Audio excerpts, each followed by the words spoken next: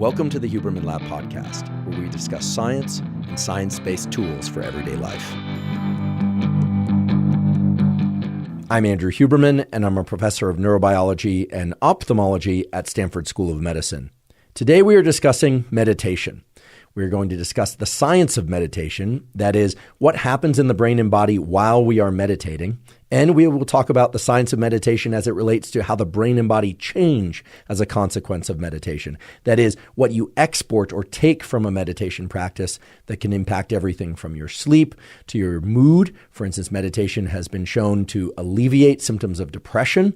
And we will also talk about how meditation can be used to enhance focus and other states of mind that are useful for work and other aspects of life.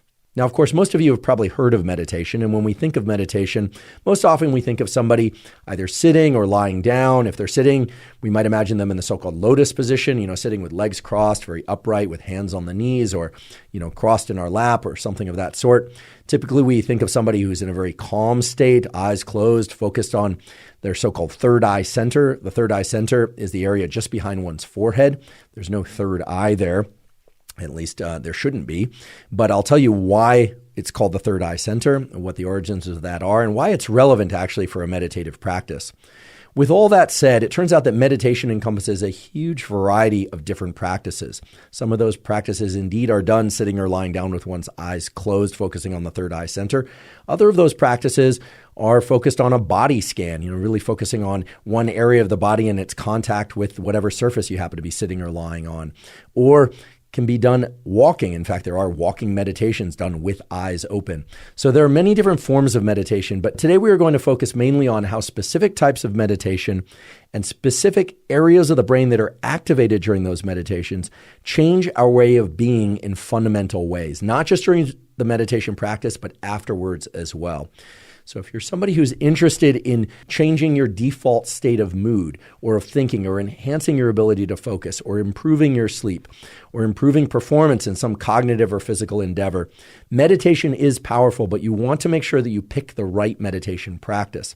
So we will talk about picking a meditation practice that isn't just feasible because you'll do it, but is actually directed at the goals specific to you and what you need most. So to give you some sense of the contour of today's episode, first I'm going to talk about some of the underlying biology, the mechanisms and the brain areas, and also the areas of the body that are activated during certain forms of meditation, and equally important, which areas of the brain and body are shut down or reduced in their activity during specific types of meditation. Then I'll transition into how to best do a meditation practice, how to get the most out of that meditation practice. And then I will talk about how to change or alter your meditation practices according to your specific goals and as you get better at meditation. And this can get a little bit counterintuitive, but in a positive way. What I mean by that is, for instance, a lot of people think that as you meditate and get better at meditating, you need to meditate more and more and more. Sort of like if you get better at running endurance races, that you need to keep running longer and longer, first a 5K, then a 10K, then a marathon, then ultras. With meditation, it's actually quite the opposite. The better that you get at dropping into a particular brain state, and the more your so-called traits of brain state shift, not just states as they're sometimes referred to, but traits. This is a theme that I picked up from a terrific book that I'll refer to later. But the more that you can get into specific neural circuits quickly, actually, the less you need to meditate in order to derive the benefits of meditation. So that's a wonderful aspect of meditative practices that's unlike a lot of other forms of mental exercise and cognitive enhancing exercises. So we'll talk about all of that today. And I promise that by the end of today's episode, you will have a rich array of meditative practices to select from. You'll know why each of them work and why they can be directed toward particular goals and how to do that. And you'll also know how to modify those meditation practices under conditions where you might get busier or where you're suffering from lack of sleep. I think a lot of people will be excited to know that today we're going to discuss a specific form of meditation that can indeed reduce your need for sleep and still allow you to enhance your cognitive and physical abilities. Before we begin, I'd like to emphasize that this podcast is separate from my teaching and research roles at Stanford. It is, however, part of my desire and effort to bring zero cost to consumer information about science and science-related tools to the general public. In keeping with that theme, I'd like to thank the sponsors of today's podcast. Our first sponsor is Inside Tracker. Inside Tracker is a personalized nutrition platform that analyzes data from your blood and DNA to help you better understand your body and help you meet your health goals. Now, I've long been a believer in getting regular blood work done for the simple reason that many of the factors that impact your immediate and long-term health can only be analyzed from a quality blood test. One issue with a lot of blood tests and DNA tests out there, however, is that you get information back about hormones, blood lipids, etc., but you don't know what to do with that information. Inside Tracker makes understanding all of that very easy, and even better, points to specific directives, that is, things you can do in terms of your lifestyle, your nutrition, supplementation, etc., in order to bring those numbers related to metabolic factors, lipids, hormones, etc., into the ranges that are optimal for you, your immediate and long-term health. If you'd like to try Inside Tracker, you can go to insidetracker.com/Huberman to get 20% off any of Inside Tracker's plans. That's insidetracker.com/Huberman to get 20% off. Today's episode is also brought to us by Thesis.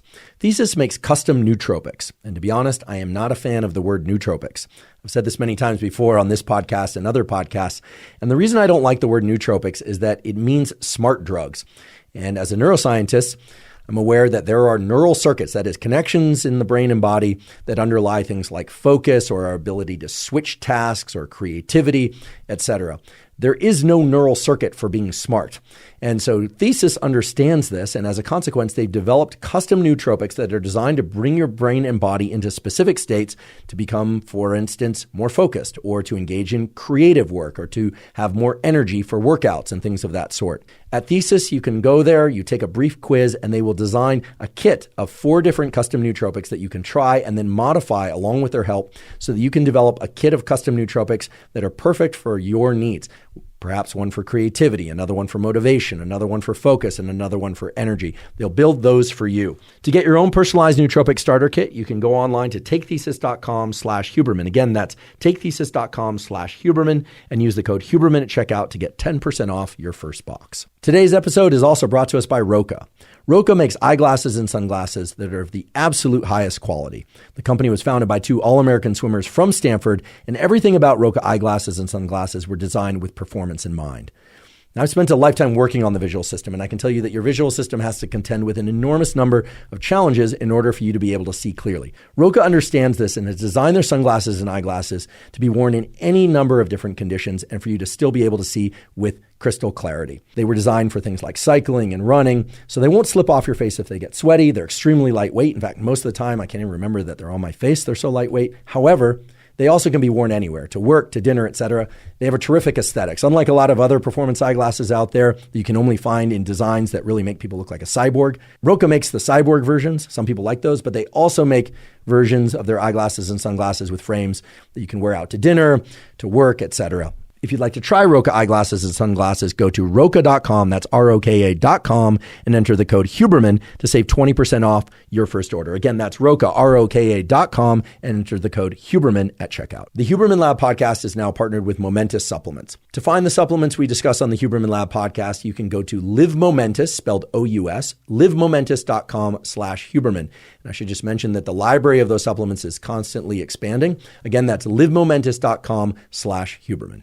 Let's talk about meditation. As I mentioned earlier, we are going to talk about what areas of the brain and body are active during meditation and after meditation and why that can be so beneficial. We'll also talk about when and how best to meditate. Now, this is a topic I've long been interested in. I was first given a book on meditation when I was in high school because, to make a long story short, I was a bit of a wild one early in my high school years. And as a consequence of a program that I was in, somebody handed me a book on meditation. That book is still available now. That book is called Wherever You Go, There You Are by Jon Kabat-Zinn. He was one of the first, not the only, but one of the first people to really start popularizing meditation, mindfulness practices in the United States. So this was in the late 1980s, and it was really only until recently that there were very few studies of meditation, although those really picked up in the 90s. Now you can find many, many thousands of studies on meditation and their mechanistic basis. So brain imaging studies, changes in hormones in the body. But in the late 1980s and in the early 1990s, because functional imaging of the brain, so-called MRI or fMRI, was really just starting to emerge as a popular tool in laboratories and hospitals, there really wasn't that much mechanistic understanding about how meditation worked. But of course, there was a deep understanding from cultures outside the United States that meditation was extremely useful. I should just mention, as long as we're talking about the history of meditation, any discussion about meditation is going to be a discussion about states of mind. And any discussion about states of mind invokes the word consciousness, a kind of a dangerous topic to get into in any format, because a lot of people talk about consciousness, but people use consciousness, the word, to mean different things. It doesn't have one standard operational definition, as scientists call it. However, discussions about consciousness are often part and parcel with conversations about things like psychedelics and kind of alternative therapies. And so in the 1960s and especially in the 1970s, meditation and psychedelics were actually close cousins in the conversation about consciousness and states of mind. That conversation started to split into two different divisions, and I'll explain why in a moment. It gets to a little bit of interesting academic sociology. But what happened was there were a couple of guys at Harvard, including Timothy Leary and others, who got really interested in psychedelics, in particular LSD, lysergic acid diethylamide.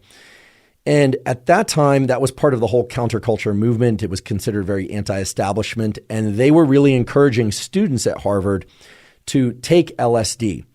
They were also very interested in meditation, but what ended up happening is they essentially got kicked out or fired from Harvard. And there's a book that I'll refer you to in the show note captions if you're interested in learning more about all this. But they got kicked out and fired for their emphasis on psychedelics. Now, nowadays, there's a lot of interest in psychedelics. We've had episodes with Dr. Matthew Johnson from Johns Hopkins University, who's running clinical trials on psychedelics like psilocybin and LSD for the treatment of depression and PTSD. We've also had Dr. Nolan Williams on the podcast, my colleague at Stanford, who's doing incredible studies on some of those compounds as well. So nowadays, the conversation about psychedelics is coming back, and it's somewhat divorced from the conversation about meditation. But in the 1960s and 1970s, the conversation about psychedelics and meditation was sort of one and the same. That changed in the late 1980s and early 1990s when people like Jon Kabat-Zinn started writing books that were purely about meditation and suggesting that people explore meditative practices for the utility to bring calmness, adjust stress, improve sleep, etc., divorced from the conversation about psychedelics. Now, that's not to say that the scientific community immediately embraced the conversation about meditation. In fact, it took quite a long while for schools like Harvard and Stanford and other universities around the world to start embracing and funding studies of meditation, asking what sorts of brain areas are involved, how it changes the body, and perhaps most importantly, how a meditation practice can shift the brain and body when somebody is finished meditating and is off in their life doing their everyday things. In the late 1980s, and especially within the 1990s, the advent of brain imaging technology like magnetic resonance imaging, MRI, or functional magnetic resonance imaging, was a way to look at the brain while it was active, not just to get an image of its structure, but also how it's functioning, the areas that so-called light up. When all of that technology became accessible and popular, well, that allowed a large number of laboratories to start asking how specific patterns of thinking and breathing, maybe people sitting in the lotus position, but more often than that, it would be people inside of an MRI magnet, because it is a magnet, so it would put you into a little tube and push you into the tube, not against your will, of course, but put people into the tube, have them meditate, and then look at how the brain changed, and to do that over time. When those studies were done, what was discovered was really quite miraculous, really. And now we don't think of it as surprising, but what was discovered was a huge laundry list of brain changes. And then when people were evaluated in their outside life, so when they would fill out reports of their subjective feelings of happiness, or they would report their sleep, or even if objective measures were taken, like changes in hormones or markers of inflammation, etc., a large list of information fell out of that, which revealed that indeed there are many, a dozen or more, clear benefits of a regular meditation practice. And some of those meditation practices could be quite short. So nowadays, we think of meditation as pretty commonly accepted. And in fact, that has a lot to do with the fact that many of the major tech companies, in the Bay Area during the 2000s, such as Google and Apple and any number of different social media companies and other companies and business ventures, et cetera, and investment firms all over the world started hiring people to train meditation or had online courses for meditation. So nowadays we think of meditation as this thing that almost everybody understands can benefit us. But we now sit at an interesting frontier where most people think of meditation as one thing, sort of like the word exercise, which of course could mean weight training, it could mean running, it could mean high intensity interval training, all of which, as you know, will get you different results depending on what you do, how often you do it, and the specifics of what you actually do. So too, meditation can give you very specific results. It can give you more focus. It can give you better sleep. It can give you a combination of results, just like exercise can, depending on the exercise. So what we're going to talk about next is the specific changes that happen in the brain with specific aspects of meditation. That is, what happens when you close your eyes? What happens when you focus your attention inward versus focusing your attention outward? Because as I mentioned before, there's third eye meditation where you close your eyes and focus on that spot just behind your forehead and you focus on your breathing. There's also meditation practices where you're focusing on what you're eating with a lot of so-called mindfulness, being very present to whatever's happening, not letting your mind wander or think about yesterday or tomorrow, what's happening next, but really focusing on the present.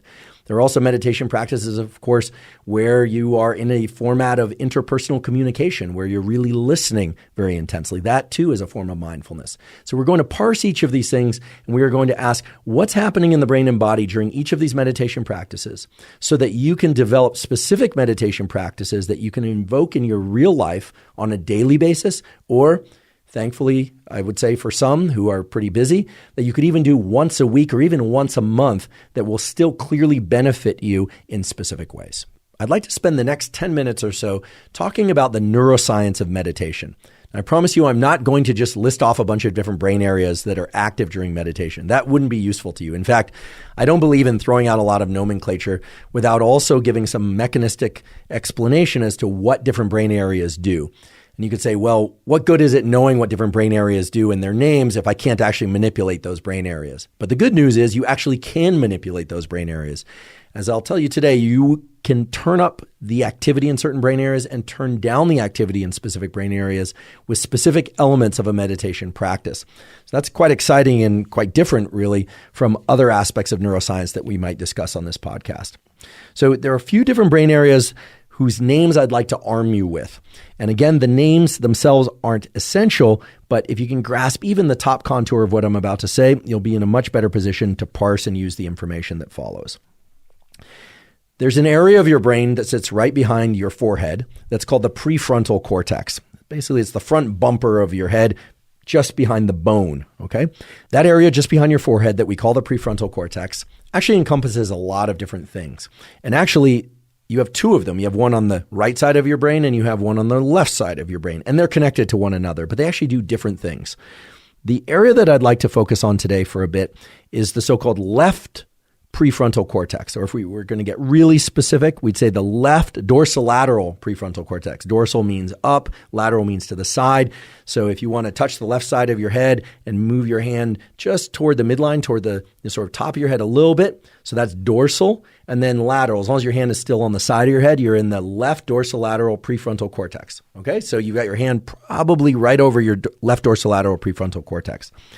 That area of the brain we know from lesion studies where it's been damaged in animals or humans, and we know from stimulation studies where it's been selectively stimulated in animals, or yes, indeed, also it's been done in humans, has an incredible ability to control your bodily senses and to make sense, that is to interpret what's going on in terms of your emotions and your bodily sensations.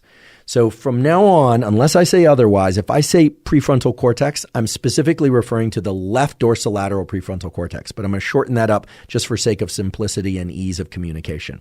If I'm going to talk about another area of prefrontal cortex, I'll talk about another area. But if I say prefrontal cortex today, what I mean is left dorsolateral prefrontal cortex. Stimulation of left dorsolateral prefrontal cortex, or I should say more appropriately, when your left dorsolateral prefrontal cortex is active, you are in a great position to interpret what's going on with you emotionally, to interpret your bodily signals of comfort or discomfort, and then to make really good decisions on the basis of that interpretation. And that's because the left dorsolateral prefrontal cortex is in direct communication with and is directly connected to another brain area called the anterior cingulate cortex, or ACC. Now, I'm just going to refer to it as the ACC, okay? The ACC is an area of your brain that is interpreting a lot of different things about bodily signals. For instance, how fast you're breathing, whether or not your heart is beating quickly or slowly, and more importantly, whether or not your heart is beating quickly or slowly for the circumstance that you are in. So for instance, if you're running up a hill and you're even in great shape and your heart is beating very fast, it's unlikely that you are going to be concerned about your heart beating fast because that is appropriate for the circumstance. However, if you're just walking along and all of a sudden your heart starts beating very quickly for no apparent reason, well, then you are going to interpret that as either pathologic or uncomfortable, inappropriate for the context that you happen to be in. The left dorsolateral prefrontal cortex is the area of the brain that actually has some control over and especially can interpret what's going on in this ACC region. Now, most of you probably haven't heard of the ACC. Most of you probably have heard of a brain area called the amygdala. It's an almond-shaped structure on the two sides of the brain. People talk about it as the fear center, etc. But your ACC, the anterior cingulate cortex, gets input from areas like the amygdala, your threat detection centers, but it also gets input from an enormous number of other areas of your brain and body, including your heart, your gut. So it gets information about how full, that is distended, or how empty your gut is. It gets information about how quickly you're breathing from input from your lungs and related structures. It's an absolutely critical station for making sense of what's going on in your body. And it works very closely along with one other structure. And I promise this is going to be the third structure in this triad, and then I'll stop listing off names. So we have dorsolateral prefrontal cortex. Think of that as sort of the interpreter of what's going on inside of you. You have the ACC, or anterior cingulate cortex, which is the area of your brain that's bringing in all this information about what's going on inside your body. And even on the surface of your body. You know, if you have any pain or an itch or a mosquito bite on the surface of your body, your ACC would definitely register that. And then there's this other absolutely incredible brain structure, which is called the insula, I-N-S-U-L-A, insula. And the insula has a bunch of different parts to it. But the insula is another area that is interpreting signals of what's going on in your brain and body. So the ACC and the insula are working together to try and figure out, what's going on inside me? And in addition to that, the insula is interpreting information about what's going on outside of you. So your insula is saying, for instance, hey, this is a steep hill that I'm running up. And as a consequence, whatever heart rate increase that I'm experiencing or heavy breathing or burning in my lungs, this all makes sense. I don't have to be worried. I don't have to be scared. I might want to slow down, but this makes sense. Whereas for instance, in the example I previously gave, where if you're sitting in a room and everything is pretty calm and all of a sudden you start feeling really uncomfortable, like your stomach doesn't feel right, or you start breathing quickly, or you start having a so-called anxiety or panic attack, in large part that's because the shift in your bodily sensations doesn't match or doesn't correspond to something in the outside world. So there's this incredible triad, which includes the left dorsolateral prefrontal cortex, the cingulate or anterior cingulate cortex, and the insula. And those three are working together in a kind of conversation. It's a neural conversation, but a conversation nonetheless, trying to figure out, okay, what's going on inside me? How do I feel? What am I thinking about? And this could be thoughts about the past or the future or the present. They are also in a conversation as to whether or not the sensations that you're experiencing, meaning how quick your breathing is or how slow your breathing is, how your heart feels, how your skin feels, any sensations of pain or pleasure for that matter, whether or not that makes sense for the situation you're in, and trying to determine whether or not you are doing the right things as a consequence of those sensations. Okay, so again, if you can't remember the names of these different neural structures in the brain, don't worry about it. It's really not that critical. What is critical is that you understand that there's a conversation that's constantly occurring as long as you are awake, trying to figure out what's going on inside of you and whether or not it makes sense relative to what's going on outside and around you. Now, humans are smart. That is, we are, to some extent, conscious of the fact that we have memories of the past, awareness of the present, and anticipation of the future.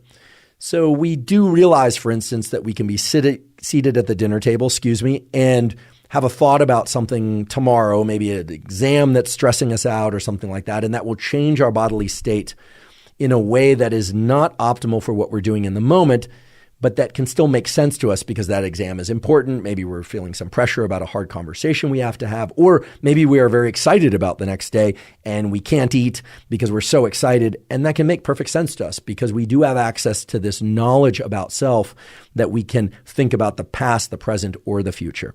So that makes the conversation these three structures are in even more interesting and dynamic, because what it means is that we can be doing something, eating, talking, running, any number of different activities, and our bodily state may or may not match what we are doing in a way that's adaptive for that, and yet that can be completely okay or at least understandable for us. Now, a major emphasis of a meditation practice is to make us so-called more mindful.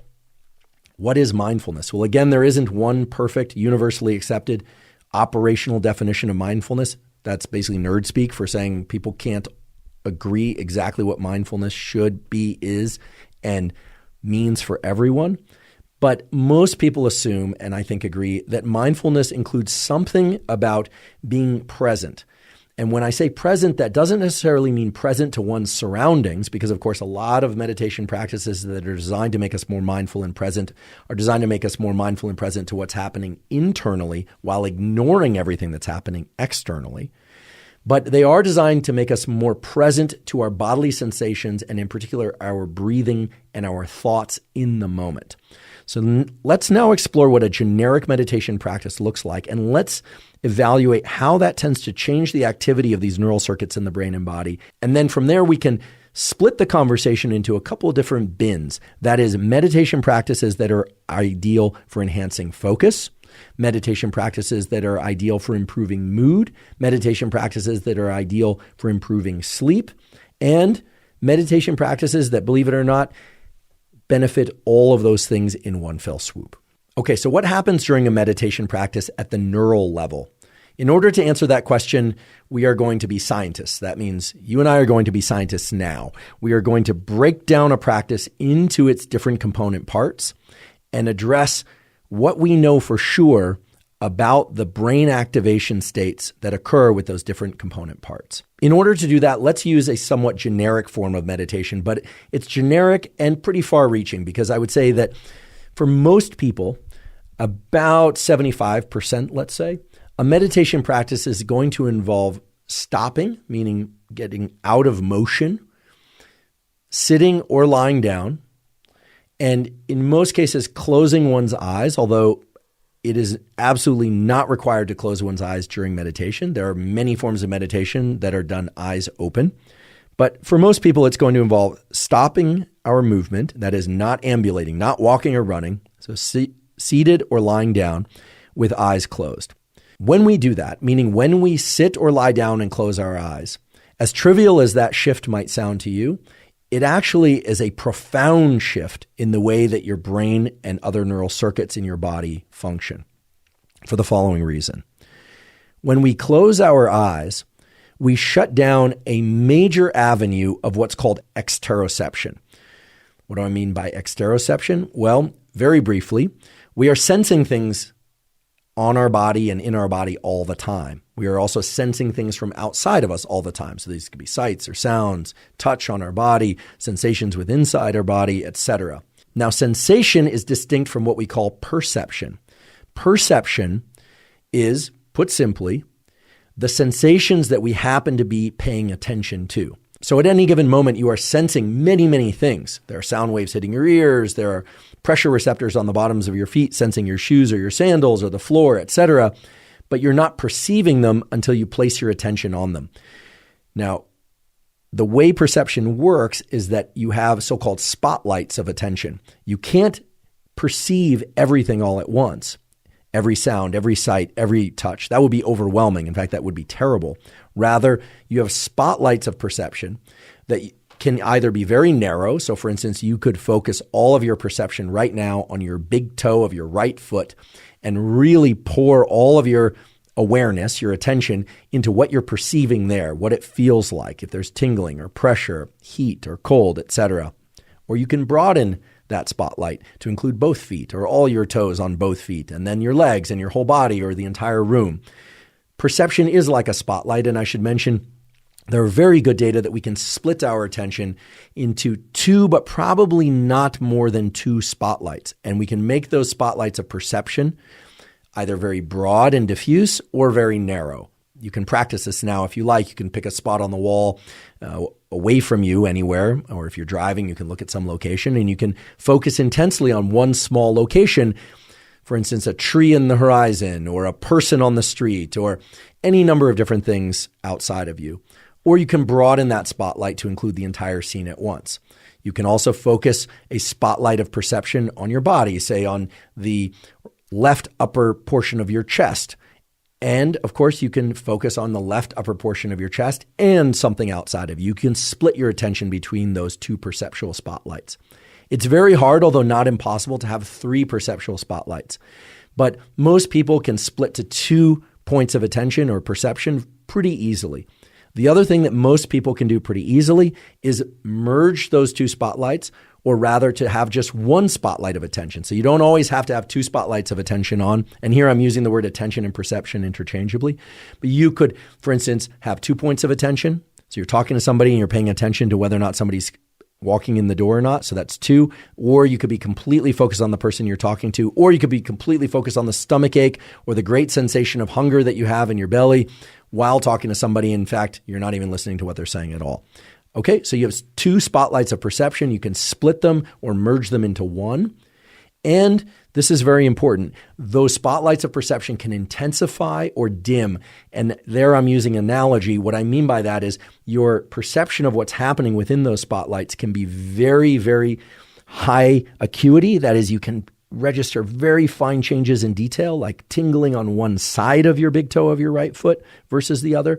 Or it can be somewhat more diffuse. You're just thinking about your whole toe, which in that case seems like a small area. But the point is that you can consciously adjust the acuity, that is the fineness of your perception. All of this is under your power because of the incredible ability of a brain structure whose name you now understand and know, which is the left dorsolateral prefrontal cortex. Although there are other areas of your brain involved as well, your ability to direct your attention to specific things in your environment or within your body, or to split those points of attention or merge them or dial up the intensity of how closely you're paying attention to every little shift or ripple and change in sensation there, or to kind of dissociate, if you will, for lack of a better word, to disengage from that perception.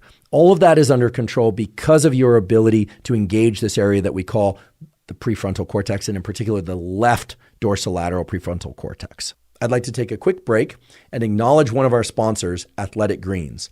Athletic Greens, now called AG1, is a vitamin mineral probiotic drink that covers all of your foundational nutritional needs.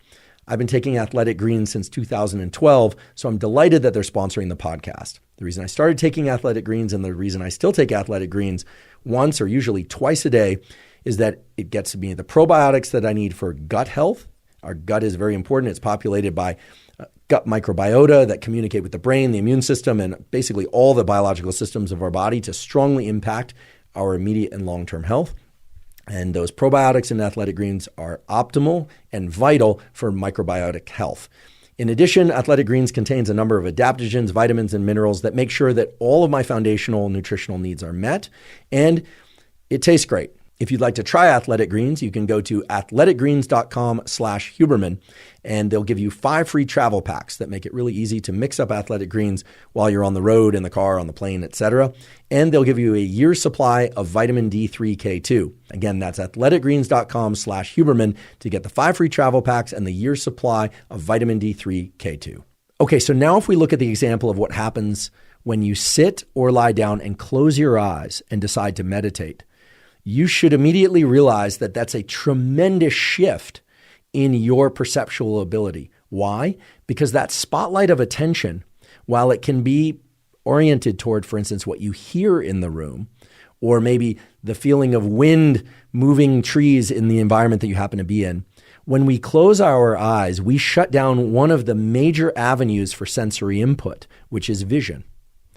And when we do that, there's a tendency for those perceptual spotlights to be focused more so on what happens at the level of the surface of our skin and inside of our bodies.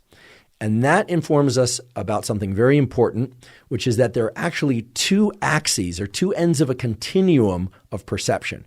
Up until now, I've been talking about perception and intention as kind of the same thing, and indeed they are, at least for sake of this conversation. But within that word perception, or within that word attention, there's a continuum. And that continuum has on one end something called interoception. Interoception, spelled with an I, is everything that we sense at the level of our skin and inward. So the sensation inside our stomach, the sensation of our heart beating. Some people can sense their heart beating pretty easily. Other people have more challenge doing that. What we are feeling on the surface of our skin, how hot or cold we feel. That's interoception. In contrast, at the other end of the continuum is so-called exteroception, spelled with an E. Exteroception is perception of everything that's outside or beyond the confines of our skin. So by shutting our eyes, and in particular in a meditative practice where we direct our attention toward our so-called third eye center, this area right behind our forehead, which not so incidentally is the prefrontal cortex, or in some cases where people will focus on their breathing, so the movement of their stomach or the movement of their diaphragm or the lifting of their chest or the extension of their belly while they breathe. By doing that, we are taking what ordinarily is a perceptual state that's split between the outside world, exteroception, and usually also toward our inner state. Most people are generally in touch with how they are feeling from the skin inward while they are also paying attention to what's outside of them. You can think about somebody, for instance, at a restaurant or sandwich shop about to order a sandwich and you're reading the menu. So that's exteroception, right? The menu is outside the confines of your skin. And little ideas or maybe big ideas come to mind about what the roast beef sandwich or the vegetarian sandwich will taste like, what it will do for you, what's in it, what you like, what you don't like, etc. That's splitting interoception and exteroception. But when we close our eyes, we stop, we slow down, we focus on our breathing or that third eye center, the majority of our perception then shifts to interoception. And when we shift down to that end of the continuum of interoception, something very important happens. What happens is that those two regions, the ACC, the anterior cingulate cortex, and the insula, really ramp up their levels of neural activity. And that should make perfect sense to you because those are areas of your brain that are registering and paying attention to the various sensations of how full or empty your stomach feels, whether or not the surface of your skin feels hot or cold, and on and on. So by just sitting down or lying down and closing your eyes, your brain undergoes a massive shift from exteroception to interoception. Now, that's not to say you can't be distracted by external events, and in fact, many people are. But the early stages of transitioning into a meditative state involve this shift down the continuum, or I should say to one end of the continuum, because there's no down up, there's just the continuum. Shift along the continuum to heightened levels of interoception. Now, I mentioned this briefly before, but many people are very interoceptively aware, just naturally, even if they don't do a meditation practice. Other people are not. And there's a pretty good measure of whether or not you have high levels of interoceptive awareness or capability. And that is your ability to count your heartbeats without placing your fingers anywhere with any pressure to take your pulse. You can do this if you like. You can actually try and estimate your number of heartbeats simply by trying to feel your heart beat. Some people are very good, meaning they're very accurate at doing this. Other people are not. It does seem to be an ability that can be trained up quite a bit. And in fact, meditative practices will improve your interoceptive awareness.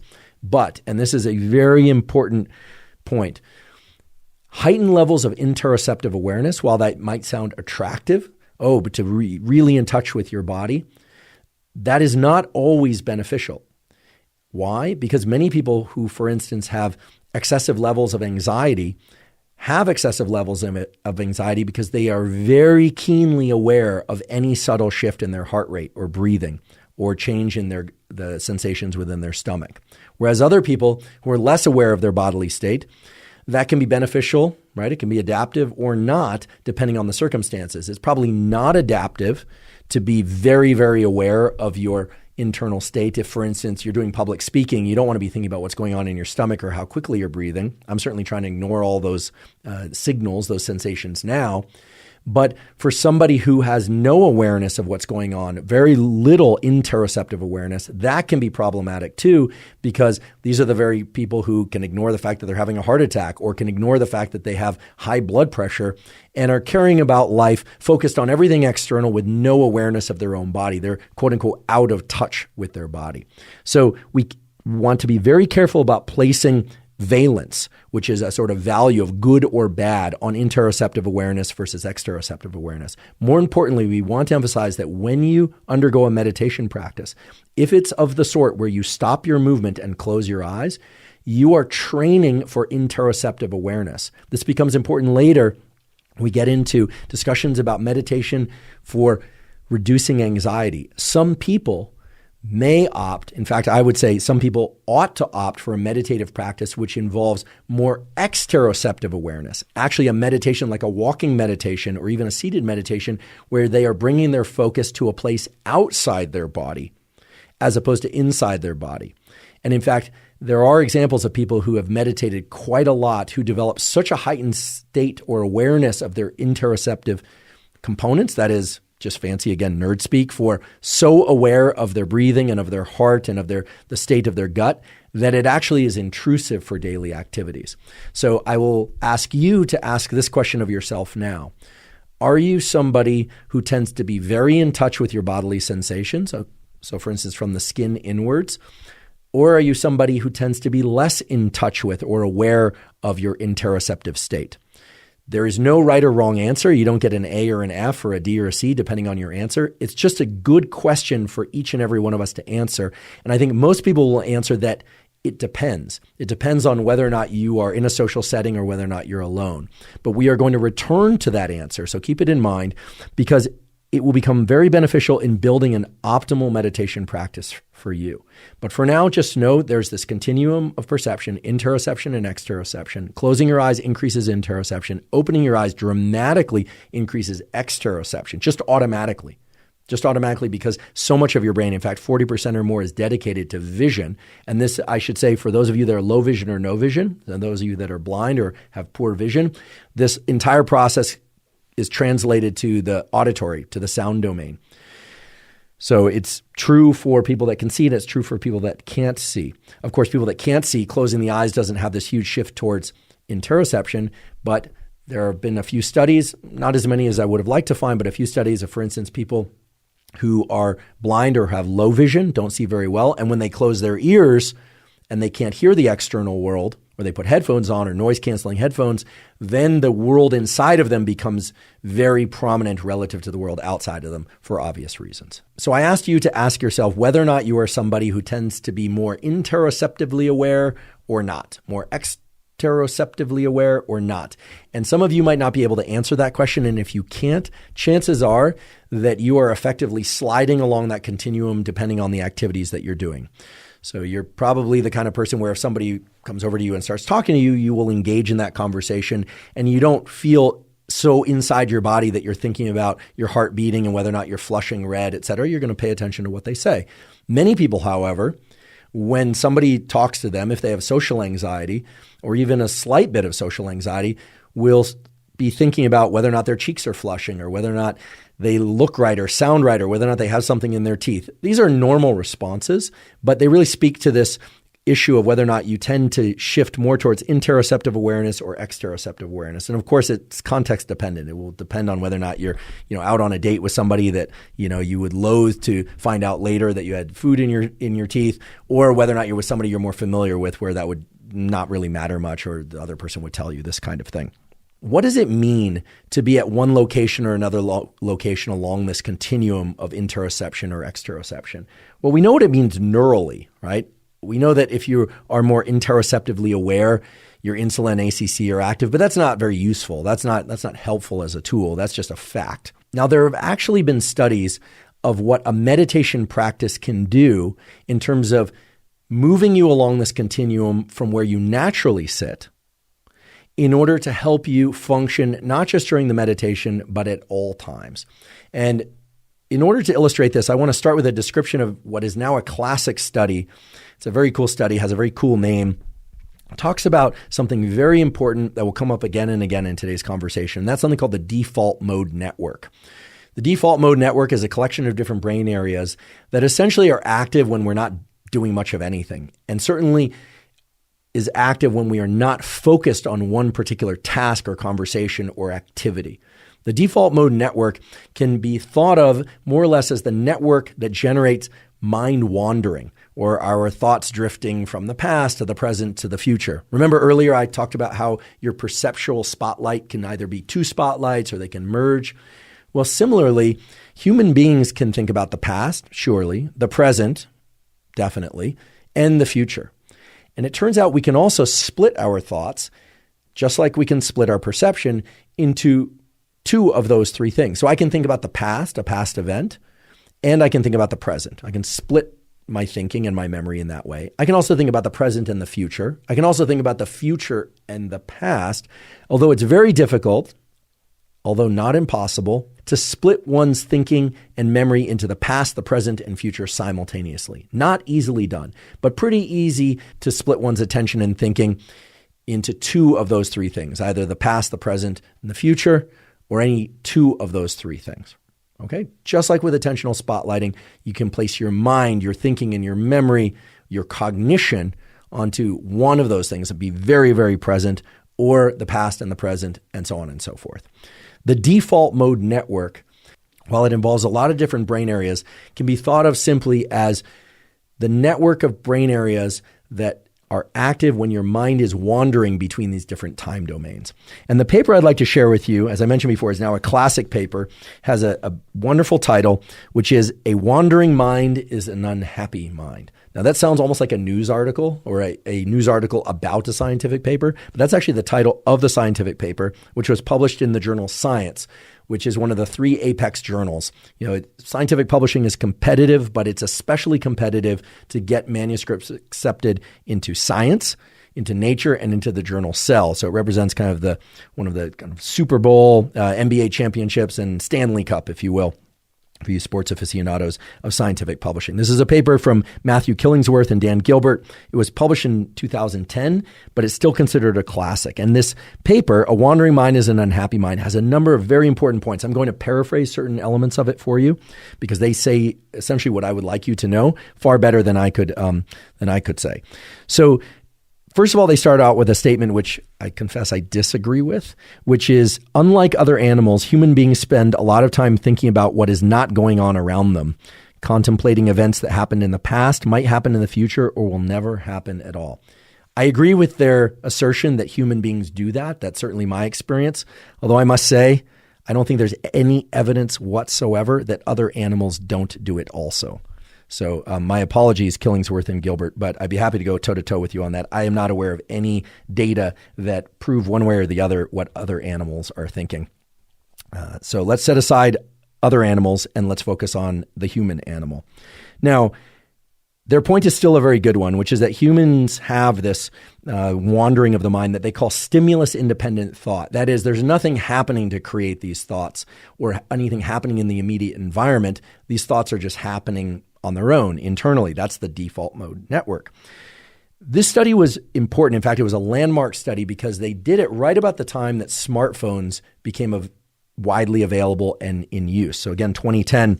So they basically pinged people. They contacted people on their iPhones many times per day. And they did this for well over 2,200 adults. They had a mix of male and female people in this study.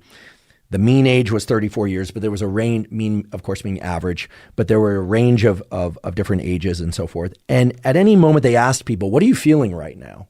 And they also asked them, what are you doing right now? So they were looking for the match or mismatch between what people were doing and what they were feeling. They were essentially trying to probe what people were thinking about. And they also addressed that.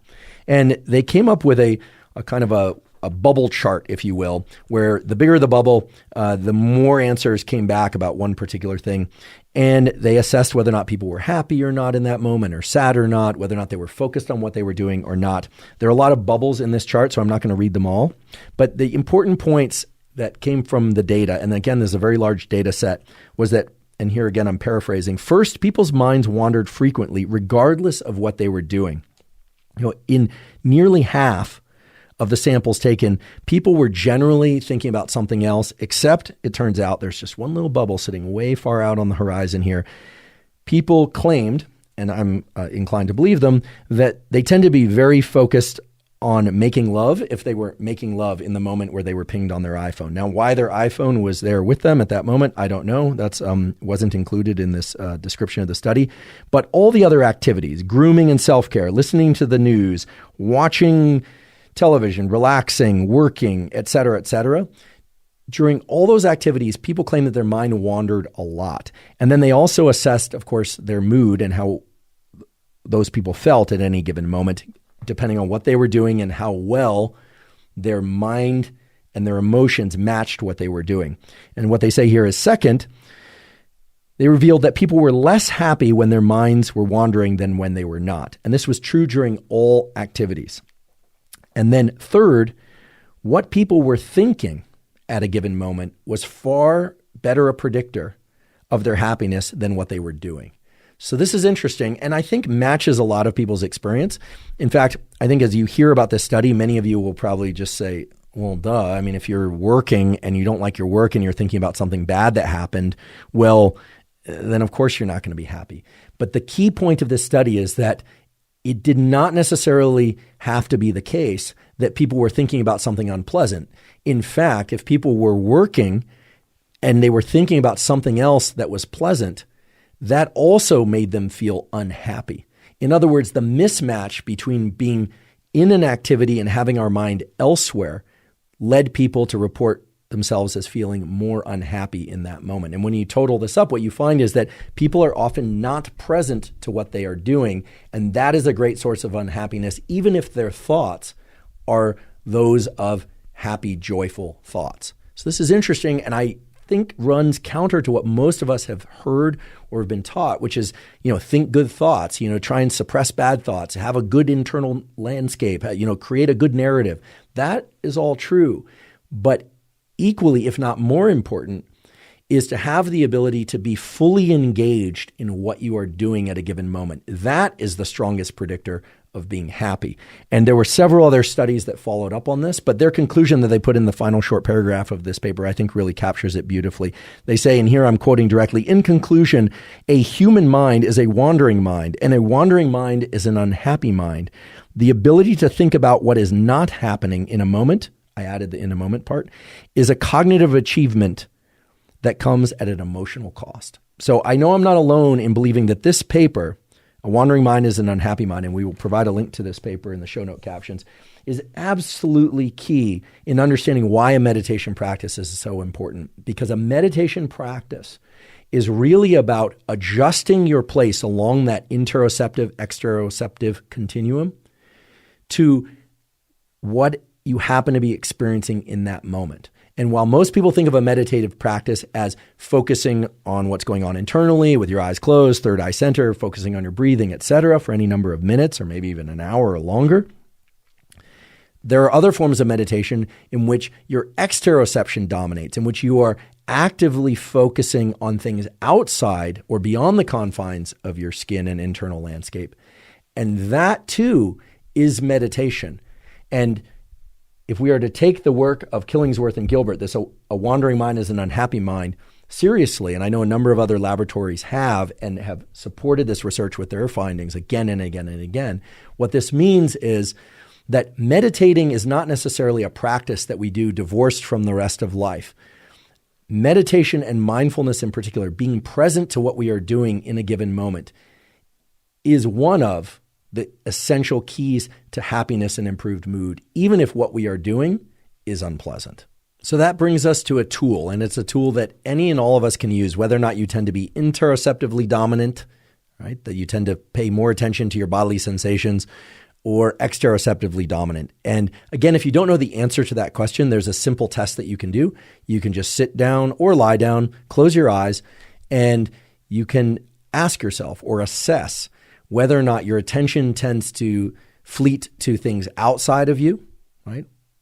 cars honking or going by, people in the room, or whether or not you tend to be able to focus on your internal landscape to the exclusion of exteroception and attention to things outside the confines of your skin easily. Now, of course, this will depend on context and situation, even how well rested you are, et cetera, but that's exactly the point. This is the sort of thing you want to do every time you decide to do a meditation practice. In fact, I would suggest that you use this to determine what meditation you do at any given moment. So let's say you are somebody who is a regular meditator, or let's say you're somebody who's never meditated and you'd like to develop a meditation practice. I suggest that you do a test of whether or not you are more interoceptively dominant or exteroceptively dominant in that moment. Okay? This is not a personality trait. This is a question about where you happen to be in a moment. So let's say you're on a plane or you're in the car. If you're in the car, please don't close your eyes while driving. That's sort of obvious, but do this in a safe way, please.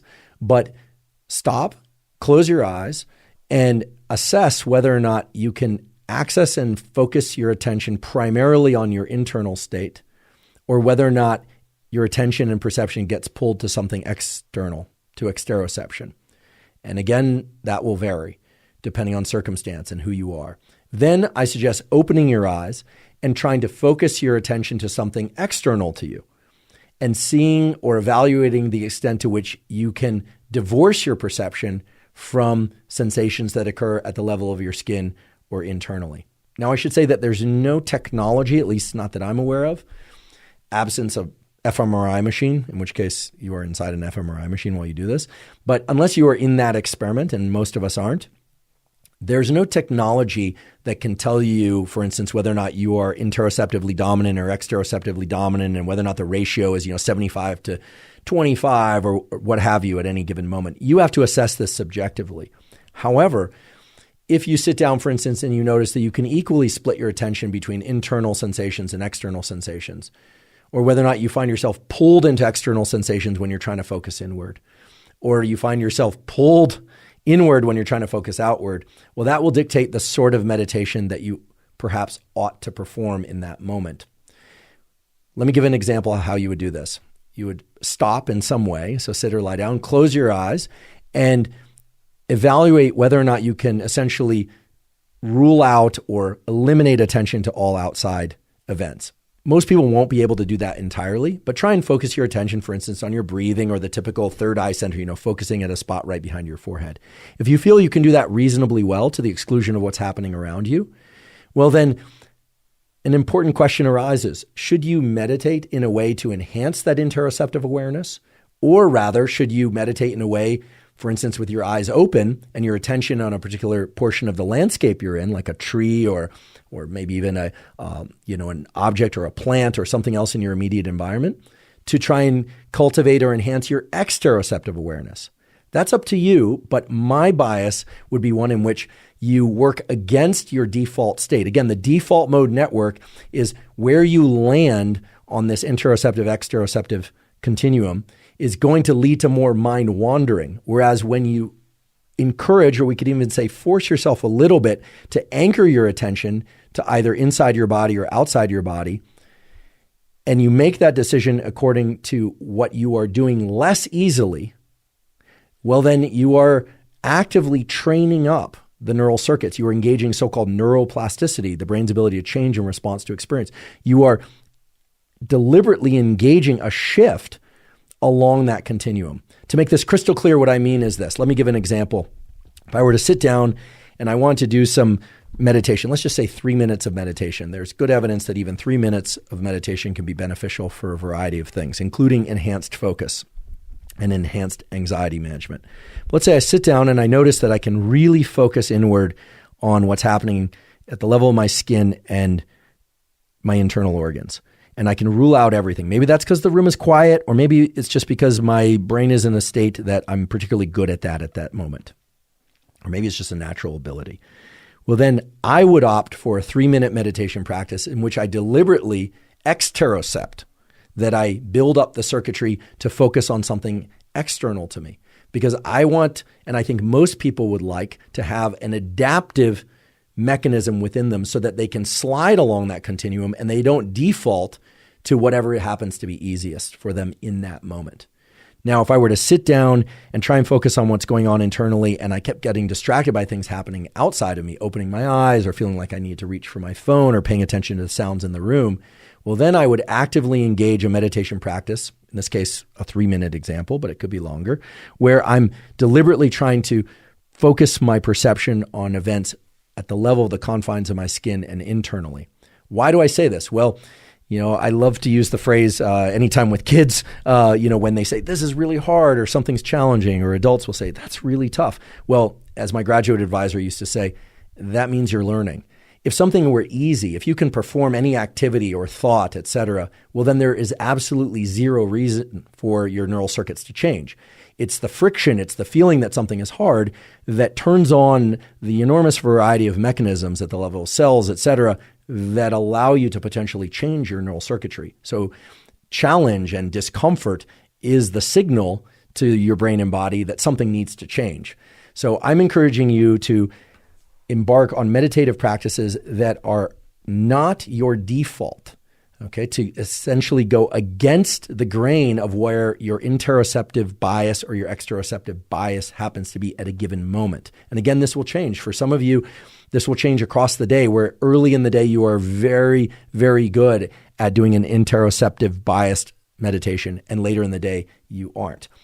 I actually believe, based on the data that I've covered, and we'll get into a few more papers about this, and my lab is actively working on this as well, that a meditative practice can be made far more effective. That is, it can invoke more neuroplasticity, more shift in brain states and brain circuitry if we do not take the easy path.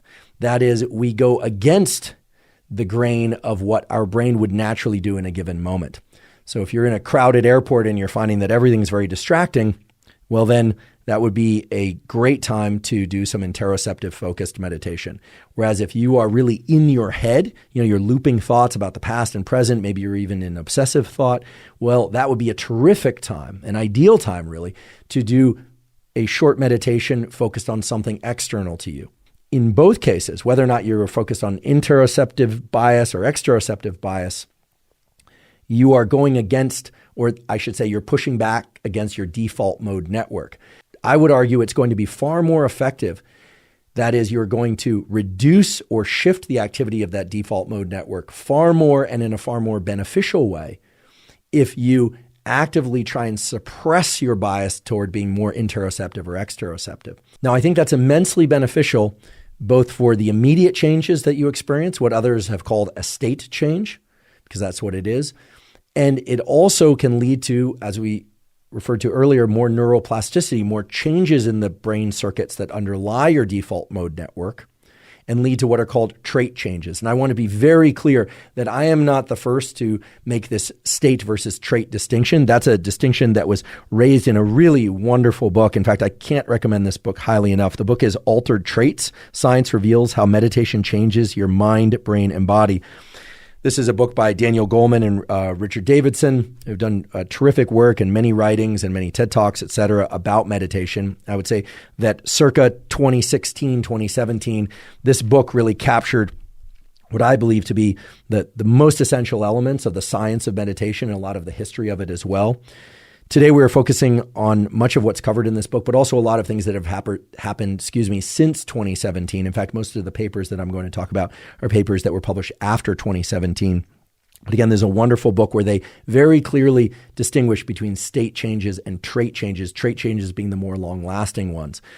My read of this book and the literature that follows is, again, that when you sit down to meditate, it is going to be most effective to do that interoceptive, exteroceptive bias assessment. Ask yourself whether or not you are more in your head or outside your head, if you will.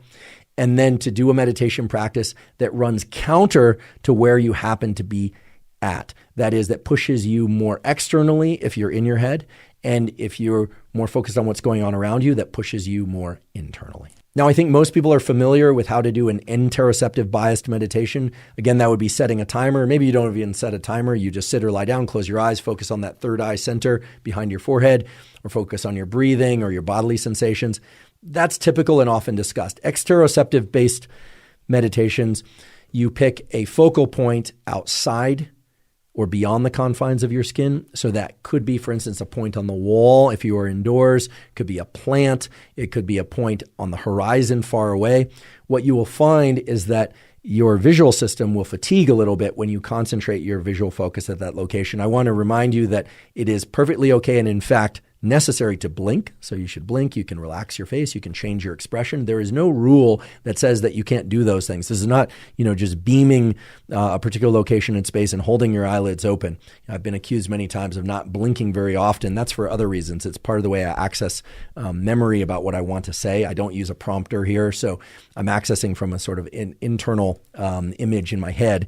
That's how my memory works. But in any case, if you're going to do an exteroceptive bias meditation, there is absolutely no reason why you wouldn't look away from that location every once in a while. In the same way that if you're focused on internal thoughts with your eyes closed and focused on your breathing, every once in a while, your thoughts will skip away from that breathing or from your third eye center. In fact, and this is discussed in the book Altered Traits, but by many other people as well, one of the key elements of any meditative practice, whether or not it's interoceptively focused or exteroceptively focused, is that it's really a refocusing practice.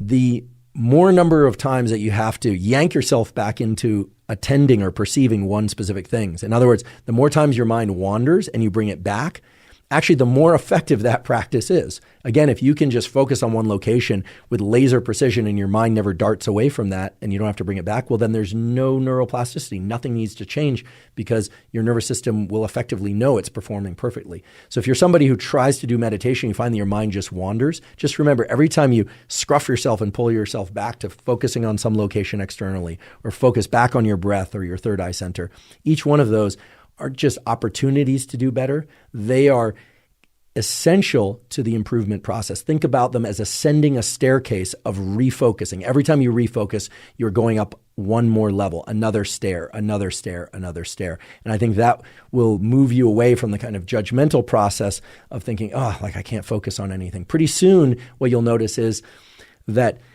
the refocusing process will happen so quickly that you don't even perceive it. And again, this is something that's borne out in the neuroimaging data. A lot of people think that they can focus with laser precision, but actually what they are better at doing is refocusing more quickly and consistently over time. There's a classic study about this in very experienced meditators that was done in Japan where they had people with varying levels of meditation ability. So some who had never meditated, others who are really expert meditators with many hundreds, if not thousands of hours of meditation under their belt. And they had those people listen to 20 tones repeated over and over, the same tone. And they found that the expert meditators could really focus, and they did this by brain imaging, they could really focus on all 20 tones, whereas most people kind of attenuate or what's called habituate to the tone so that by the 10th or 11th tone, their mind is really going to something else. Now, that's wonderful, but that really just tells us that expert meditators have better focus. But it turns out that the more modern neuroimaging studies have shown that they don't have better focus such that they're staying in a very narrow trench of focus. What they're doing is they're exiting focus and going back in more quickly, over and over again. So rather than think about your ability to focus, think about your ability to refocus. And the more number of times you have to refocus, the better training you're getting. So earlier I mentioned doing this interoceptive biased or exteroceptive biased meditation for 3 minutes. Why did I say 3 minutes? Well, 3 minutes seems like a reasonable number for most people to do consistently, once a day. And in fact, there are some studies of 1 minute meditations and 3 minute meditations and 10 and 60. My laboratory has been studying a 5 minute a day meditation, and that clearly has benefits. But I think it's also clear that by 3 minutes, many of the benefits are starting to arrive. And so while I'm not pointing to any one particular data point here, it's very clear that forcing oneself to direct one's perception, that is your attention, to your internal state or to something external to you is immensely beneficial if you do it consistently, and is, again, especially beneficial if you're focusing your attention on the portion of your experience, either internal or external to you, that is not the one that you would default to in that moment. And some people have taken this to the extreme to say that, you can even just move about your day and then every once in a while just do a one breath meditation. To be honest, when I look at the whole of the data, it seems as if it doesn't really matter in order to derive most of the benefits of a meditation practice. Now, I'm a big fan of some of the newer meditation apps that are out there. One in particular that I've been using, and that actually I started using because my dad is a big fan of it, and he does now fairly long meditations. He's doing about 10 or 20 minutes at least every other day and often every day. And he convinced me to check out the Waking Up app that Sam Harris has put out. I looked at it. I think some of it sits behind a paywall, but you can access much of it, or at least do a trial and try it out without having to get behind that paywall. They're not a sponsor of this podcast, I should mention, but I decided to use the Waking Up app. I think it's terrific. And I think one of the reasons it's terrific is that Sam includes short descriptions of what meditation is doing and what a specific meditation can do for you just prior to doing that meditation. So those meditations can be quite brief. Some of them are a minute long, 2 minutes long. Some are longer or even quite a bit longer.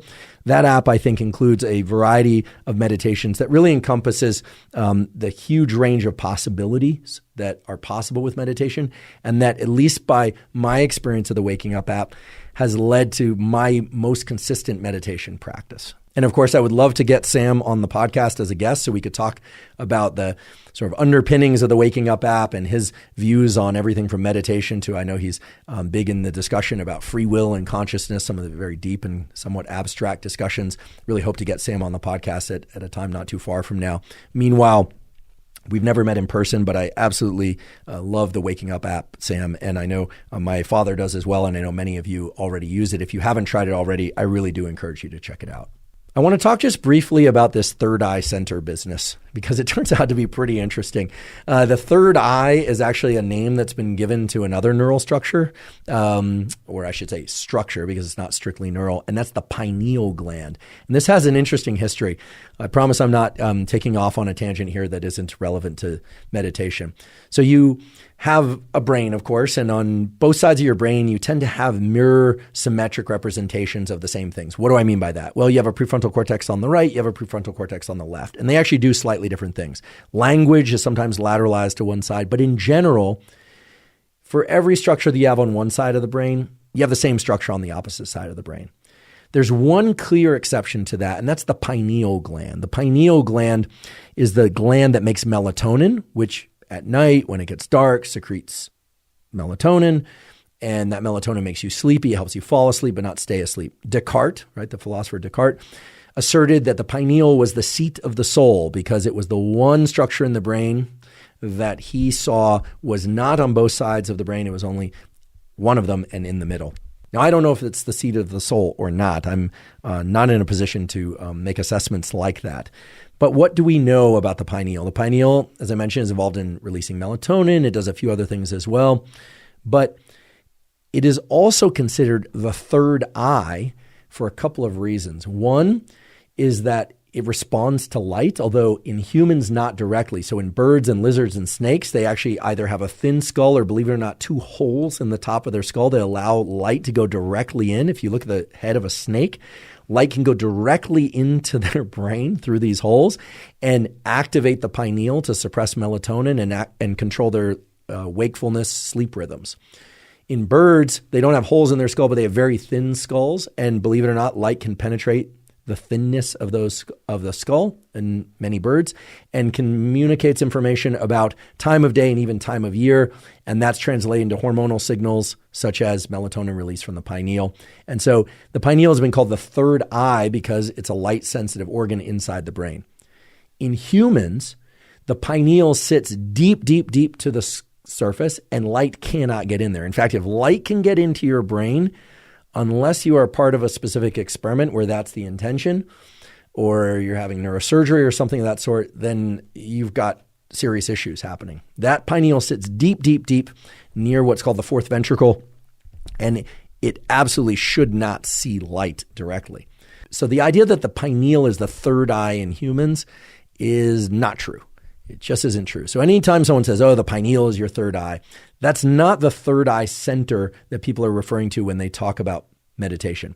Now, you'll see a number of different forms of art where somebody will, it'll be a picture of a face and the eyes will be closed, or sometimes open. There'll be literally a third eye, like a cyclops eye in the middle of the forehead. that has been proposed for many thousands of years to be, quote unquote, the seat of our consciousness. Now that's interesting because that real estate behind the forehead actually turns out to be the prefrontal cortex, which we know from lesion studies and stimulation studies. If you remove that brain area, people become very reflexive. They are not thinking intentionally. They don't become deliberate. In fact, and this is kind of an eerie result, but if you inactivate, you turn off the prefrontal cortex and you give somebody the opportunity to play a shooting game, for instance, their accuracy goes through the roof. They become essentially like a machine. They see a stimulus, they shoot at it. They see a stimulus, they shoot at it. Their accuracy is exceptional, but their ability to distinguish between enemy and friend completely disappears. So they become a highly effective motor, or I should say sensory motor machine, but their assessment and their judgment about right or wrong completely disappears. This is also true for people that have prefrontal damage. They often will have inappropriate behavior or a hard time suppressing behaviors, etc. So the third eye center as the seat of consciousness and our intention is something that makes sense generally with what we know about the neuroscience and neurology. But there's something more to it that I think is especially important for all of you that goes beyond anything about ancient traditions or pineals or birds or snakes and pits in the top of the head. And here's what it is. The brain itself, meaning the brain tissue, does not have any sensory neurons. What do I mean by that? Well, if I touch the top of my hand, I can feel that. If I want to sense my heartbeat, if I work at it, I can feel that. If I want to sense how I feel internally at the level of my stomach, is it full, is it empty, am I hungry, is it acidic, does it ache, or does it feel pleasant, etc., I can sense that. And that's because we have sensory neurons on our skin and in our body, etc. We also have sensory neurons in our eyes that let us perceive things externally. We have no sensory neurons on our brain. This is one of the reasons why you can remove the skull and do brain surgery on somebody who's wide awake and be poking around in there, and they don't need any anesthetic on the brain itself. They need anesthetic for the incision site, but they don't need anesthetic on the brain because it has no feeling. You have emotions, but there's no feeling. So normally we are perceiving and paying attention to what we are sensing, either externally, sights and sounds, again, exteroception, or internally, interoception, touch, etc. But by focusing our perception and our attention not on our bodily surface like a body scan, but to a point a couple centimeters or inches behind our forehead, we essentially are bringing that attentional, that perceptual spotlight to a location in which there is no sensation. There's nothing to feel there. And when we do that by closing our eyes and focusing on that quote unquote third eye center, which is the prefrontal cortex, to be quite honest, when we do that, something else happens. And what happens is when we are not thinking about and perceiving our sensations, because there are none there, our thoughts and our emotions and our memories sort of mushroom up. A better way to put it would be that they geyser up and take on more prominence in our perception. What I mean by this is that normally, I'm not thinking about the contact point between me and this chair, but as I'm speaking, I'm in contact with the chair and those neurons are firing. But if I focus my energy and attention on them, they're going to fire the same, but more of my perception goes there. Similarly, I'm thinking things all the time, you are too, and I'm perceiving things all the time, and I'm remembering things all the time, and I'm anticipating things all the time about the future. But by focusing my attention on the one organ for which I have no sensation, that is my brain, well then, thoughts, feelings, and memories, feelings meaning emotional feelings, start to grow in their prominence, in my awareness and in my perception. And so this is why when you sit down to a meditative practice, if it's a meditative practice where you close your eyes or you're focused on that third eye center, where you're focused on your brain as opposed to your bodily surface or something external to you, the thoughts seem to come by in waves and they can almost be overwhelming. It's very hard to, as it's often described, just sit back and watch your thoughts go by because there are so many of them. Actually, the best way to stop thinking is to really focus on something external or to focus on sensation. That's less thinking than it is perceiving senses. Okay, so I don't want this to get too abstract. When people talk about the third eye center, they're not talking about the pineal, they're talking about prefrontal cortex. And when you direct your own attention to the very area of your brain that directs attention, there's nothing to sense there. The only things that will become present to you are feelings, emotions, that is, thoughts, and memories. And they will often arrive in what seems to be a very disorganized fashion. And the reason they arrive in somewhat disorganized fashion is because normally we just don't perceive things that way. Normally we are splitting our attention, our perception that is, to multiple things, our sensation and our thoughts. When we put all of our perception into our thoughts, we see how disorganized, how wandering they are, and how, in fact, how random and intrusive those can be. Again, random and intrusive. And much of what we talked about in that paper earlier, the one where they asked people, what are you doing and what are you feeling and how happy or how unhappy you are? What they discovered was that most people are sort of in their head a lot. They're not really present to what they're doing, which leads me to the statement that I believe, at least based on the data, that paper included, that most people have an interoceptive bias. They're focused more on what's going on internally than they are focused on what's happening externally. There are certainly people who, for the opposite is true, but I think that this is an issue because we hear so often about the need to do a meditation practice that allows us to focus inward and that we're getting yanked around by all the stressors of life, et cetera, et cetera. And we're getting yanked around by all the stressors and demands of life. But as we do that, we tend to be very focused on what's happening with us.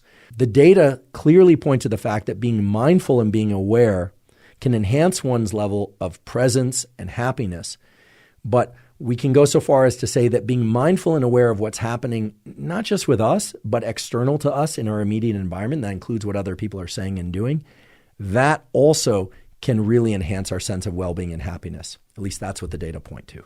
Let's briefly recap where we've been so far. We've talked a little bit about the brain networks that are activated during meditation, which include prefrontal cortex, ACC, the insula. We also talked about the difference between interoception and exteroception and the importance of assessing where you are along that continuum. And I should mention, of course, that you can be right in the middle of that continuum. You might sit down to do meditation and find that you are smack dab in the middle of being able to attend to things outside of you, but also attending to things inside of you, in which case I suggest doing a meditation that is either exteroceptive biased or interoceptive biased. But as I mentioned earlier, if you find that you are more, quote unquote, in your head or in your body, well, then focus on an exteroceptive biased meditation to build up that set of circuits. Whereas if you are more exteroceptively focused at any given moment, well, then I encourage you to do an interoceptively focused meditation practice. And as I mentioned earlier, there's this issue of how long to do a practice. There are a lot of different data on these, but some of the practices we've covered on this podcast before when we had guests, for instance, highlighted the 13-minute meditation that Dr. Wendy Suzuki from New York University's laboratory has popularized, and they popularized it because they have a wonderful paper that we will provide a link to, which shows that a daily 13-minute meditation, which is of the traditional third eye, interoceptively biased, focus on breathing and focus on that location directly behind one's forehead or both, that meditation done daily for about 8 weeks, maybe shorter, but in that study, 8 weeks, greatly improved mood, improved ability to sleep, improved cognitive ability and focus, memory. A huge number of metrics were looked at very specifically. So that's a terrific one. And you may be asking yourself, do you need to do the full 13 minutes? Could you get away with 5 minutes or 3 minutes? Well, my laboratory has shown benefits in stress reduction, improvement in sleep, etc., with a 5-minute a day meditation. However, in trying to establish how long you should meditate, I would ask yourself a couple of questions. First of all, what is a practice that you can do consistently? And by consistently, that doesn't necessarily mean every day. If you answer the question about consistency honestly, and you find that you can only do one meditation session per week, well, then I would encourage you to go a little bit longer, maybe 10 or 15 minutes, maybe even 30 minutes. Again, understanding that you're going to have to refocus repeatedly throughout that meditation, regardless of whether or not you're focusing on internal perceptions or external perceptions. If, however, you can set aside 5 or 10 or 15 minutes per day, and you can meditate every day, well, then I think you have a little bit more flexibility in terms of how long you meditate. Maybe it's 3 minutes one day, 1 minute the next day, 10 minutes the next, and so on and so forth. Just like with exercise, the key component is consistency. And this is borne out in all the data that's covered in Altered Traits. It's also borne out in all the recent studies that have come out since that book was published. Consistency is key. So ask yourself what you can do consistently, and also don't necessarily burden yourself with always having to do the same amount or duration of meditation. So earlier we decided we were going to parse or fine slice the meditation practice. And indeed, we've been doing that. We've talked about interoceptive versus exteroceptive bias. And we've been talking about where you place your perception or your focus. Another key component of meditation is the pattern of breathing that you embrace. In fact, the pattern of breathing that you embrace during your meditation practice can itself be its own form of meditation. What do I mean by that? Well, these days we hear a lot about breathwork. Breathwork has really grown in popularity in the last 5-10 years, and there are a number of reasons for that. First of all, I think we need to credit Wim Hof, or can we call him, I think appropriately, the great Wim Hof. Certainly there were people before Wim who were doing deliberate breath work and talking about deliberate breath work, but it was really about 2015 or so that Wim Hof started to grow in recognition and popularity for a particular style of breathing, which in the laboratory we call cyclic hyperventilation. I know there are other names for it that come from ancient traditions. He named it, or people named it after him, Wim Hof. Wim Hof, for those of you that don't know, is a Dutchman who is known to hold many world records for deliberate cold exposure, including swimming under icebergs, longest period of time buried in ice up to his neck, etc., but who's also expert in the use of breathing in particular ways in order to manage and maneuver through those challenges. And he started speaking about different patterns of breath work, in particular, the use of cyclic hyperventilation, deep, deliberate breathing. So big inhales, exhales, big inhales, exhales. In the laboratory, again, we call that cyclic hyperventilation. It's very clear from studies both done on Wim specifically, but on the general population as well by my lab and other labs, that pattern of cyclic hyperventilation, of deliberately breathing deeply and repetitively, typically in through the nose, out through the mouth, generates a lot of adrenaline, or causes adrenaline release from the brain and body. It, quote unquote, heats up the body. Indeed, it raises body temperature, but the liberation of adrenaline does a number of things to shift the state of the brain and body.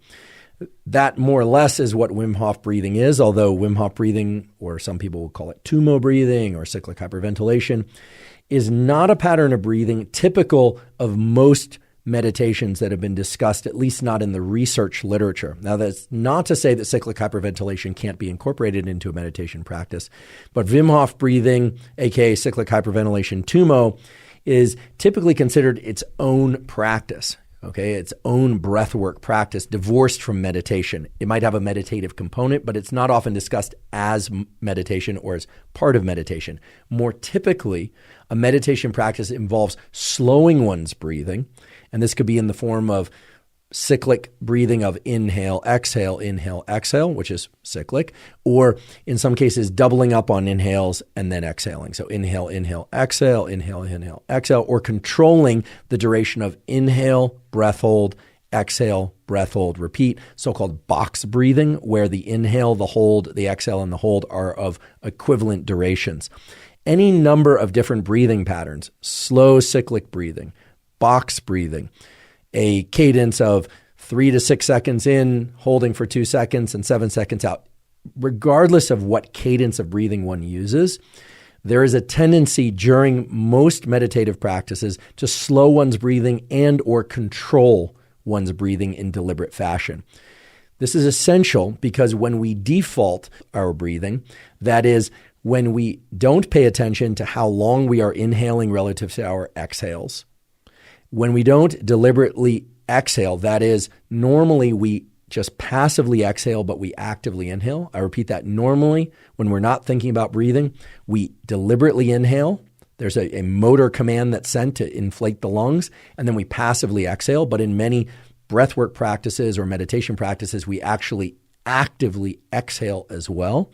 Well, when we do that, a number of things happen. First of all, it forces us into interoception. Why? Because the diaphragm, the muscle that helps move the lungs essentially and create a specific cadence of breathing or depth of breathing, as one would with box breathing or deliberately slow breathing. Well, that muscle resides inside of us. And so when we focus on our breathing, more often than not, we aren't focused on the actual air leaving our nasal passages or mouth, maybe a little bit, but more typically we are forced to focus, or we just default to focusing on the movement of our diaphragm or of our belly or the rising and falling of our chest. All of that is to say that by deliberately focusing on our breathing, we shift to interoception. So breathing and specific patterns of breathing are sort of along for the ride in meditation, but the reverse can also be said, that when we focus on our breathing, we shift to interoception and away from external events. Doesn't mean we can't still pay attention to external events. We can still exterocept, but at least some portion of our perception, of our attention, shifts to interoception. So we, of course, need to breathe to stay alive. We have to breathe at least every so often in order to stay alive. So, of course, breathing is part of any meditative practice, just like it's part of any living activity, even sleep. But if the first component of meditation is to direct our perception in a deliberate way, using that prefrontal cortex to a specific location, either on the surface of or within our body or external to our body, or both, but typically one or the other, then we can say that the second element of a meditative practice is the pattern of breathing. And we can ask ourselves, can it and should it be deliberate or not? In other words, do we just default to however we happen to be breathing? Or should it be deliberate? That is, should we be controlling the depth and the cadence? And I do believe that based on what we know about the capacity for specific patterns of breathing to shift our brain state, that controlling one's pattern of breathing during meditation can be enormously useful. And that is true regardless of whether or not one is focusing on interoceptive perceptions within our body or exteroceptive perceptions. So that raises the question, how should we breathe during meditation? Well, there's, again, no simple one-size-fits-all rule there, but there are some general rules of respiration physiology that can help us access and develop a meditation practice that is going to best serve our goals. And since this is not an episode all about respiration, and we will do one, but I simply want to give you the basics of what respiration can do to shift your brain and body state. Before I do that, however, I want to give a very specific instruction, which is when you sit down to meditate, or if you're going to do your meditation walking, that's fine too. I should just say when you are about to begin your meditative practice, you need to ask yourself a question. Do you want to be more relaxed than you are at present? Or do you want to be more alert than you are at present when you exit the meditation practice? Do you want to calm down or do you want to become more alert? Simple question. You can decide from session to session. You could even switch within a session. But just as you need to assess whether or not you are leaning more interoceptively or exteroceptively, you also need to ask yourself, do you need to calm down or want to calm down, or do you want to be more alert at the end of your meditation session? Or maybe you want to go into a state of deep relaxation and then exit with more alertness. The way to do that is very simple, using breathwork and specific patterns of breathing. And here is the general rule that is supported by all the respiration physiology that I'm aware of. I'm oversimplifying here, but I'm oversimplifying intentionally so you can simply apply the tool. And then, as I mentioned before, we will do an episode all about respiration physiology in the future. Essentially, if your inhales are longer and or more vigorous than your exhales, then you will tend to be more alert, or you'll shift your brain and body towards a state of more alertness. This is simply based on the way that the neural circuits, like the pre-Botzinger nucleus and the parafacial nucleus, that govern respiration physiology and alertness, simply the way they work. They communicate with brain areas that release noradrenaline, norepinephrine, etc. In contrast, if you emphasize longer duration and or more vigorous exhales relative to your inhales, you will tend to relax more. You will tend to calm your nervous system. Now, you might be saying, okay, I understand what it is to make an inhale longer than my exhale, but how do I make it more vigorous? Well, it simply means drawing more air into your lungs more quickly then you allow yourself to exhale that air. So an example of inhale biased breath work would be, so there's an active emphasis on the inhale, and it's a little bit longer than the exhale, which is passive. Conversely, if you want to relax, then you want to extend your exhales relative to your inhales, and you can even make them active exhales. So it can be inhale, exhale. That's going to shift your nervous system in a direction of more calm. And of course, if you would like to stay at the level of alertness, aka calmness, because those are two sides of the same seesaw or the same continuum. If you'd like to be right where you're at the end of your meditation as where you started, at least in terms of levels of alertness and calmness, well, then you would just keep your inhales and your exhales relatively balanced in terms of duration. Now, the introduction of things like breath holds with box breathing or Wim Hof breathing, typically it's 25 or 30 deep inhale, exhales, deep inhale, exhales, and then exhale all your air, hold your breath for 15 to 60 seconds, and then repeat, and so on. Sometimes some inhales and holds. Well, that's a whole business into itself. But for sake of meditation, the key thing to understand is that if you are going to do a complicated breathing practice, it will, by design, by necessity, shift much of your attention to the breathing practice, especially if it's not cyclic, if it's not inhales follow exhales. Cyclic breathing is where inhales always follow inhales, follow exhales. It actually relies on a specific brain center called the Prebot-Singer complex, discovered by Jack Feldman at UCLA. He was a guest on this podcast previously. However, if you are doubling up on your inhales, so 2 inhales and then an exhale, a pattern of breathing my laboratory has studied extensively, well, then that relies on a different brain center, the parafacial nucleus. The point is that if you are engaging in non-cyclic breathing, or you are deliberately emphasizing inhales or exhales, or the vigor of inhales and exhales, etc., well, then some portion of your attention will be devoted to making sure that you follow that breathing practice. We are very good at going into cyclic breathing practices by default, and our attention can drift to other things, interoceptive or exteroceptive. Doesn't matter. We can just drift into, how our body feels or something we see or hear in the room, etc. When we are focused on our breathing and the breathing pattern is non-cyclic or complex in some way, in that it involves deliberate voluntary commands, again, from those so-called top-down mechanisms of the prefrontal cortex, well, that by design requires some portion, often a significant portion of our attention, to be devoted to the breathing practice itself. So what does this mean? This means that breath work itself can be a form of meditation, and meditation can involve breath work, but one should know that the more deliberate and unnatural that pattern of breathing is, the less you will be able to focus on other things. Now, this isn't necessarily a bad thing. You can actually leverage this. So for instance, if you're somebody who's very much caught in your own head, right? We talked about this earlier. You happen to be, or you're in a moment where you're really stuck in your head and you want to get out of your head.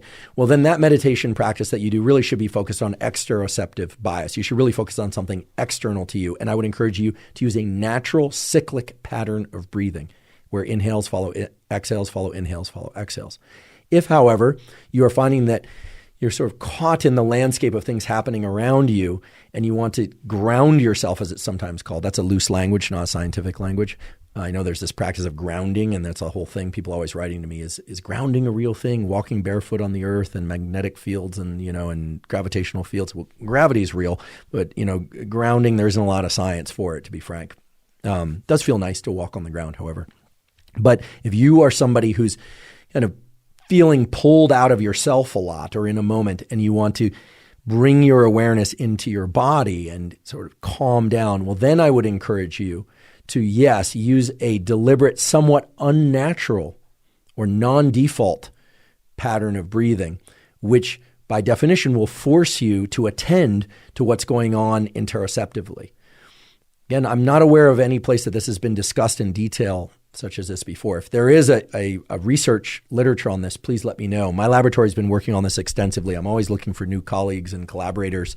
We meaning Dr. David Spiegel, who's an expert in hypnosis, again, who's been a a guest on the Huberman Lab podcast and my colleague at Stanford Psychiatry. In fact, he's our associate chair of psychiatry, world expert in hypnosis. He's been on this podcast before. We have an active research program focused on these issues. We are very much of the belief that a breathwork practice itself can be meditative. A meditation practice can include breathing, but the more that meditative practice focuses on the breathing itself, the more interoceptive biased it will be.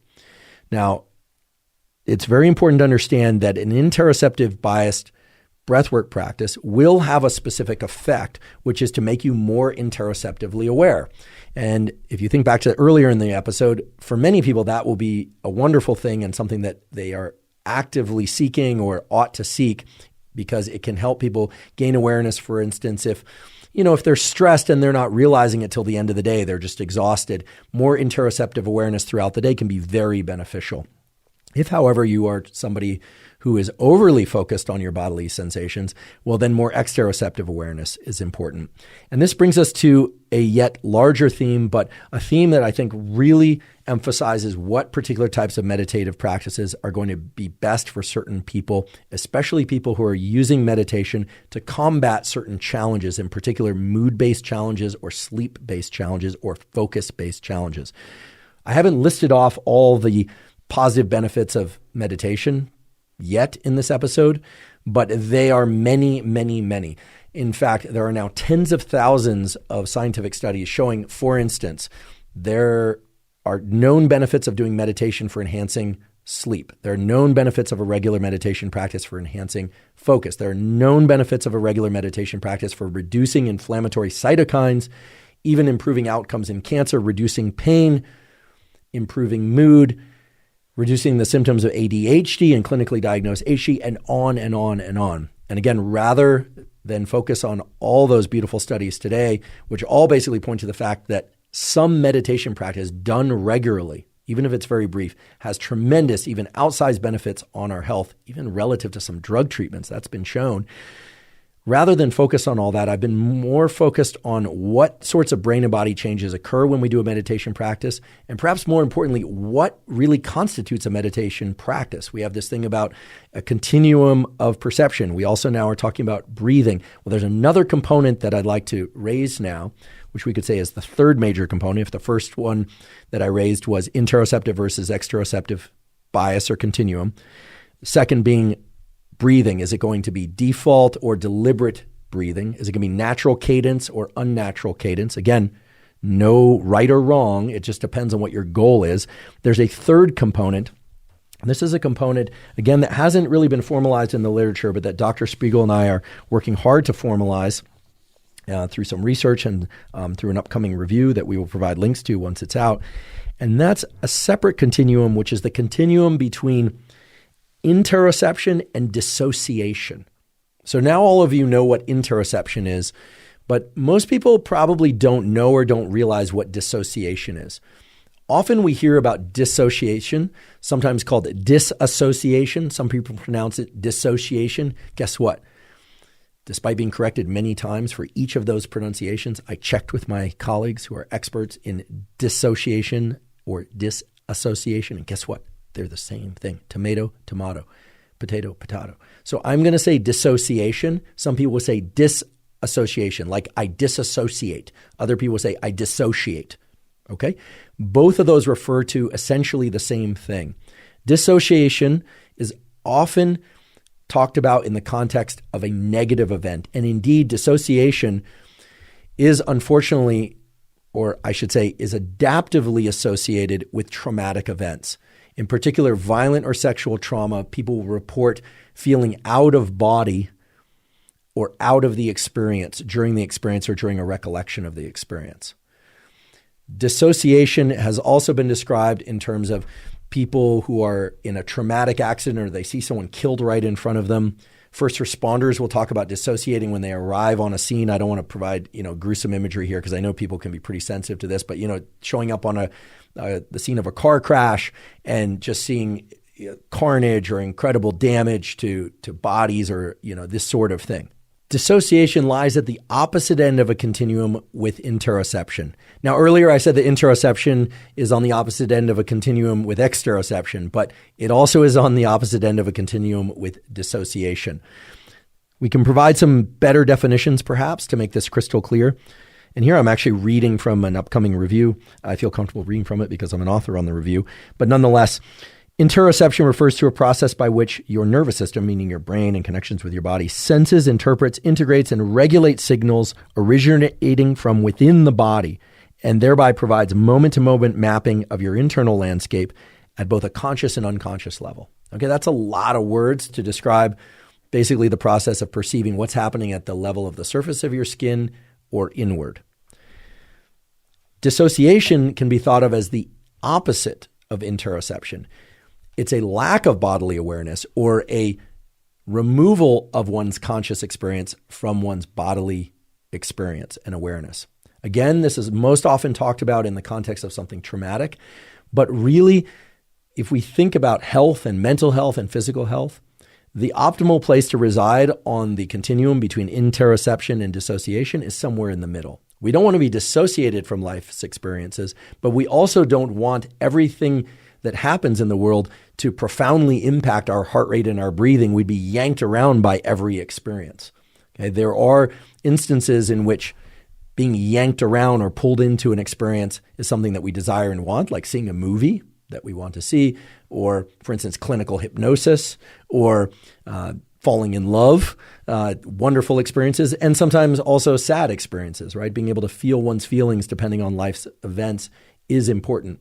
But being too dissociated or being too feeling, that is, feeling so much in response to everything that happens, is also problematic. There are certain people, for instance, that have challenges with what's called narrative distancing. That is, they see someone in a movie getting hit and they almost flinch as if they are getting hit. They see someone who's scared or happy in a movie and they feel scared or happy in a way that seems like they're along for the ride a little bit too much. This is important because what it speaks to is the ability for that, remember way back at the beginning of the episode, that ACC, that anterior cingulate cortex and the insula? We've got a prefrontal cortex that can say, hey, let's be rational. That movie, that person who's happy or sad, that person in your environment who's breaking down crying, yes, they're sad. It's important to be sympathetic, maybe even empathic towards them. But let's not get pulled into the experience so much that we lose ourselves. And then, of course, there are areas of your brain that are also leaning on, and here I'm using metaphor, but they're leaning on the insula and ACC and saying, hey, there's somebody that I care about that's upset, I'm also going to be upset. Or somebody I care about is happy, I'm also going to be happy. Or they're scared, so I'm also going to be scared. So it's a push-pull between our recognition that we are each distinct entities and also, of course, the very healthy desire to be attached to others' experiences and the experiences around us. So why am I raising yet another continuum, right? We already have the one continuum of interoceptive, exteroceptive awareness. Well, if we want to think about how meditation can serve our mental health and our ability to focus, there's a very particular mental model that we can arrive at that incorporates this interoceptive dissociative continuum. Again, if you are extremely interoceptive, you're feeling everything in your body, and those feelings in your body nearly completely account for all of your experience if you're that far into the continuum.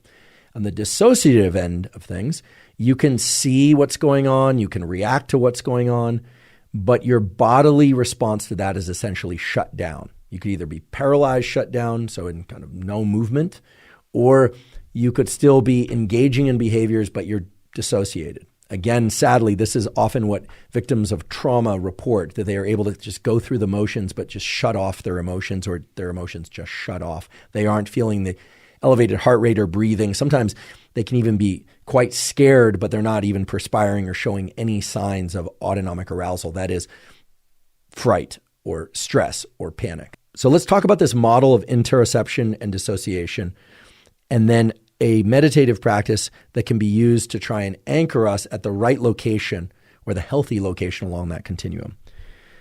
Let's first imagine the ideal mental health state. And here I want to acknowledge nobody achieves or at least maintains this mental health state.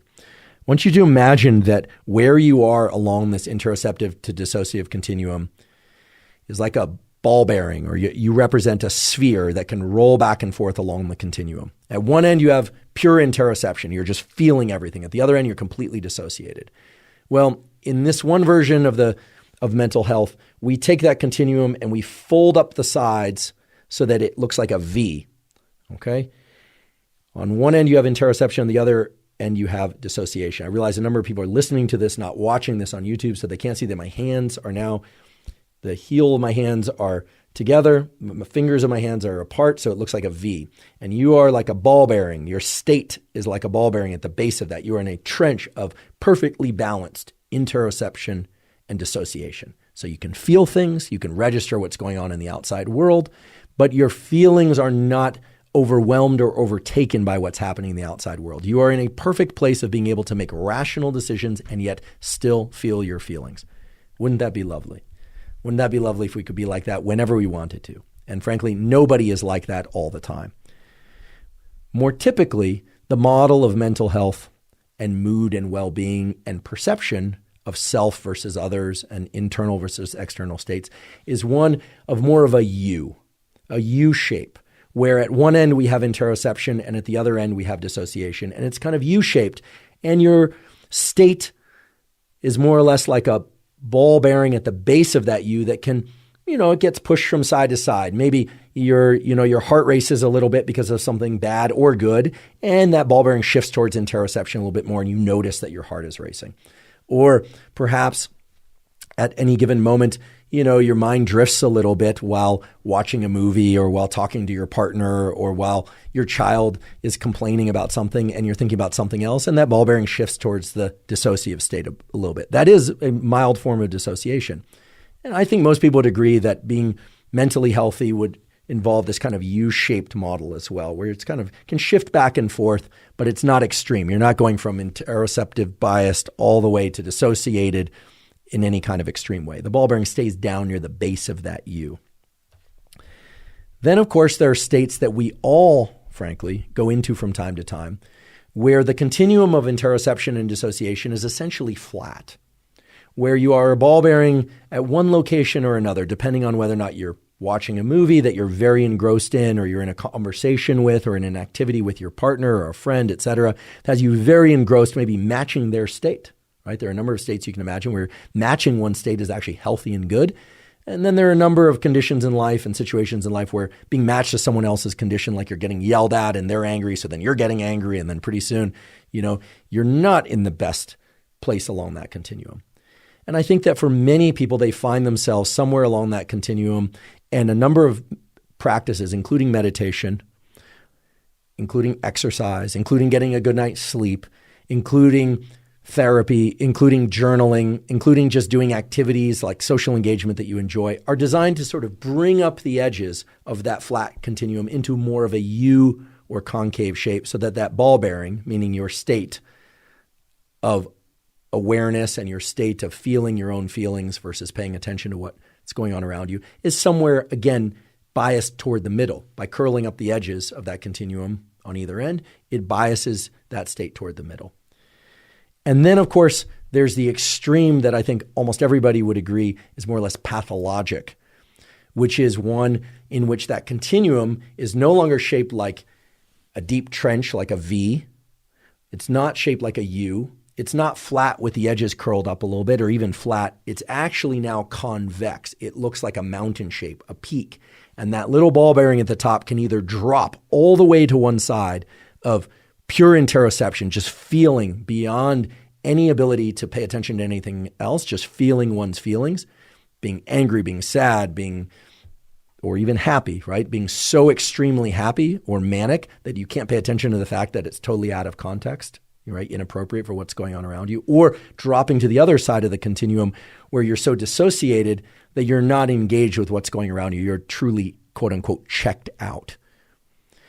That shape is one that I think almost all clinicians, if not all clinicians, and most people would say is pathologic, because you are either completely checked out or you are completely absorbed in what's going on within you or around you. That mental model that I just created is a simple mental model. It is by no means exhaustive, but it does incorporate a lot of what we think about when we think about mental health. And we talk about the ability to be mentally stable, to feel one's feelings, but to still be actively engaged in what's happening around us.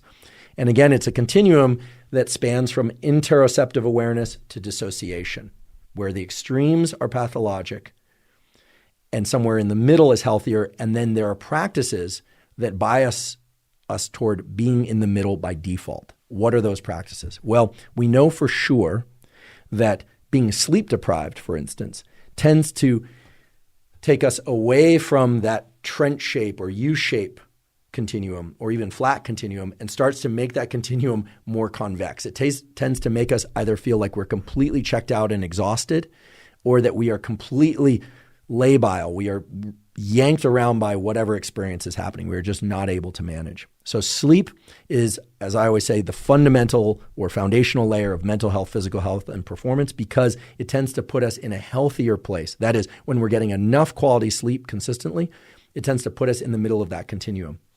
Sleep deprivation does exactly the opposite. It pulls us apart. And when I say pulls us apart, that's not a real term. What it does is it tends to make that continuum less concave, right? Less bowl-shaped and more convex, more hill-shaped, if not a peak mountain shape where it drops us to one side or the other.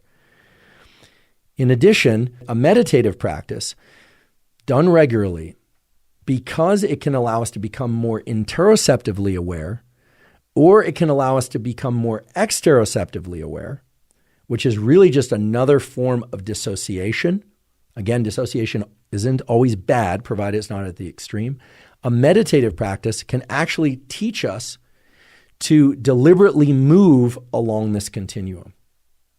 So this is something, again, that hasn't been discussed a whole lot in the literature. It's been discussed, I should say, in pieces in different literatures. If you look in the clinical psychiatry literature, there's a wonderful collection of studies and reviews that will say that interoceptive awareness is terrific, except for the person that is so aware of their internal functioning that they are not able to engage in the world. Similarly, you'll find a beautiful literature, research and clinical literature, that will say that dissociation is terrible in the case of trauma. In fact, it can put people in positions of repeating a behavior over and over that's damaging to them, but because they can disengage or they're dissociated from it, that they continue the behavior. Or dissociation can be very adaptive and beneficial if it allows people to, for instance, to create some narrative distancing so they're not getting pulled into every argument. Or if someone screams at them, they don't necessarily think that it's their fault. They are able to say, hey, wait, use their prefrontal cortex and say, hey, wait, like just because you're upset does not mean that I did something wrong. Let's look at the evidence rationally. Okay? So in thinking about the positive effects of meditation on mood, there are two aspects that are important. The first one we talked about earlier, which is being present to one's experience correlates with increased happiness. Having your mind wander, having your default mode network be one of mind wandering actually is correlated with being more unhappy. That was the earlier study that we talked about, that study published in Science. Now, of course, meditation can make us more present, but if we do not pay attention to whether or not we are becoming more present to interoception or exteroception, that is to interoception or dissociation, and we don't pay attention to whether or not our bias is one of dissociation versus interoception, we don't know where we are in the continuum, well, then the meditation actually can make things worse, not better. In other words, if you're somebody who has a tremendous amount of interoceptive awareness, well, then meditating on your internal state may not be good, and actually there's some evidence that it may actually be bad. I'll give you one little tiny example. I've talked about this previously in the podcast, but in that very study from Wendy Suzuki's lab showing that 13-minute-a-day meditation is beneficial for focus, mood, etc., it's also very clear that for a number of people that do that typical third eye meditation for 13 minutes a day, if they do that too close to sleep, or when they want to go to sleep, they have a hard time falling asleep, which makes perfect sense because they are becoming more interoceptively aware. They are ramping up their level of focus. A meditation practice typically is a focus and refocus practice. And falling asleep involves turning off your thoughts and your focus and focusing purely on sensation, and then your thoughts kind of fragment and you drift off to sleep. This is why I'm a big fan of using non-sleep deep rest or yoga nidra. We will provide links to non-sleep deep rest and yoga nidra protocols. I've talked about them on the podcast before, but those protocols are not meditation per se. They tend to have people defocus. They are anti-focus practices, whereas meditation tends to be a focusing practice. Along those lines, a meditation practice that is one that is exteroceptively biased, where you focus on things that are outside your body, can be wonderful for somebody who tends to focus too much on their inner landscape and their inner narrative, et cetera. It can help get them out of their head and body, which can be very beneficial. But for people that are not in touch with their emotions, aren't in touch with how they feel, it actually can drive them down the exact path that's wrong for them. So today's discussion is about meditation, and we want to make sure that we are parsing meditation in a rational way that matches the neural circuitry involved, and more importantly, for sake of practical purposes, that you are asking yourselves the right question. Are you interoceptively or exteroceptively biased? Do you tend to dissociate, or do you tend to sort of feel everything in a big way, right? I've heard this term of, hypersensitive people or things of that sort. And, some of those are clinical terms, some of them are not. But you need to assess this, and you also need to assess where you happen to be at on a given day, which will be dictated, of course, by how well you slept, life experience, et cetera. So this interoceptive to dissociative continuum is one that you need to address prior to any meditative practice. And again, the solution or the answer of what to do in response to your answer of whether or not you are more inward focused or outward focused, again, is very simple. Just do the opposite of where your bias lies. That is, if you're tilted towards interoception, do an exteroceptive focus practice. If you are more dissociative and that sounds sort of pejorative, that sounds bad, right? But again, if you are somebody who's more focused on events outside your body and you want to gain more interoceptive awareness and feeling state, if you will, well, then you want to do a practice that's third eye center practice or breathing focused. One of the reasons that many people meditate is that they've heard before or they've experienced that meditation can replace sleep or can reduce one's overall sleep need. So that's an interesting set of questions, and it's one that I dove into the literature to pursue an answer to. And I came up with an answer that was, frankly, a little bit complicated on the face of it, but boils down to some very simple protocols that I think any and all of us can leverage in order to sleep better and maybe even reduce the total amount of sleep that we need, something that I think most people would want. I realize that we all probably should enjoy sleeping. I certainly do, but that it's hard to get enough sleep. And wouldn't it be wonderful, for instance, to be able to get by on a little less sleep and still feel alert and rested? First of all, I want to point to the recent study, and again, this is one that I've raised a few times, and we'll post a link to it, entitled Brief Daily Meditation Enhances Attention, Memory, Mood, and Emotion Regulation in Non-Experienced Meditators. This is the work, again, from Wendy Suzuki, who was a guest on the Huberman Lab podcast, who is now the Dean of Arts and Sciences at New York University and has run a laboratory focused on memory for a long time, is a terrific neuroscientist and researcher and teacher, et cetera, and was a terrific guest on the podcast.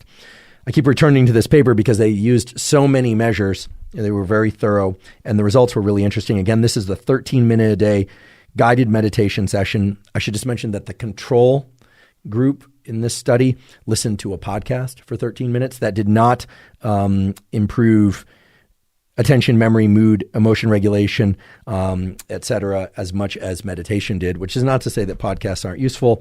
I won't mention which podcast they use. Fortunately, it was not the Huberman Lab podcast, which I like to think at least increases understanding of certain key concepts of science and science-based tools. You're welcome to look at the paper and see which podcast they used. It's a quite well-known podcast, which is an interesting podcast, but it didn't change the brain in any fundamental way in this 13-minute session, whereas 13 minutes of daily meditation did.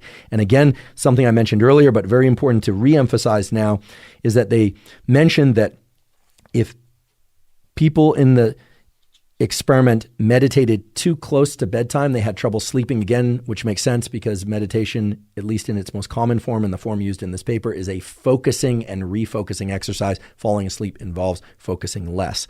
There are other studies, however, that have shown, or that asserted rather, that doing 2 20-minute sessions per day of meditation can reduce the need for sleep. Those results are debated. First of all, understanding what sleep need is very individual, and determining what people can manage on, meaning some people can manage to get by with 6 hours of sleep but would do better with 8.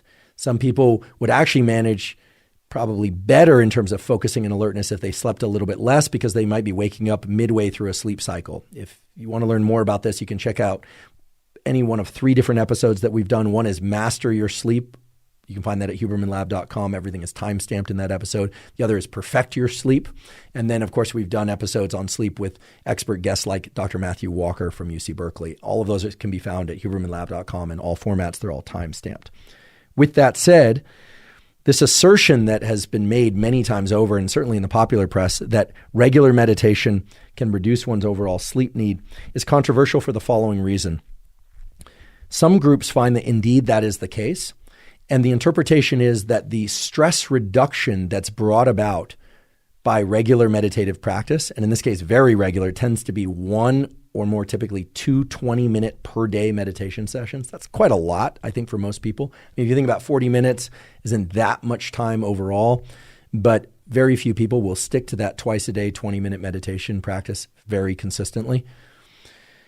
Well, the idea is that the stress reduction, which is clear and not debated, brought about by that type of meditation practice, is good at offsetting some of the cortisol increases associated with reduced sleep and leading people to be able to function cognitively and physically better on reduced sleep than they would had they not been doing the meditation practice. So the simple way of putting this is that if people meditate regularly, that's reducing stress. The reduction in stress is reducing cortisol. Again, cortisol is healthy, but it should be restricted to early part of the day. You don't want too many peaks in cortisol, especially not late in the day. By meditating, you get the healthy pattern of cortisol release. You sort of inoculate yourself somewhat against the unhealthy pattern of cortisol release. And as a consequence, either the sleep that people get is deeper and or the total amount of sleep that they need is reduced. Now, a lot of people took that result and interpreted it as saying, well, if you can't sleep, then you can just meditate. So one night you don't sleep or you have trouble sleeping, you just meditate the next day and you'll be fine.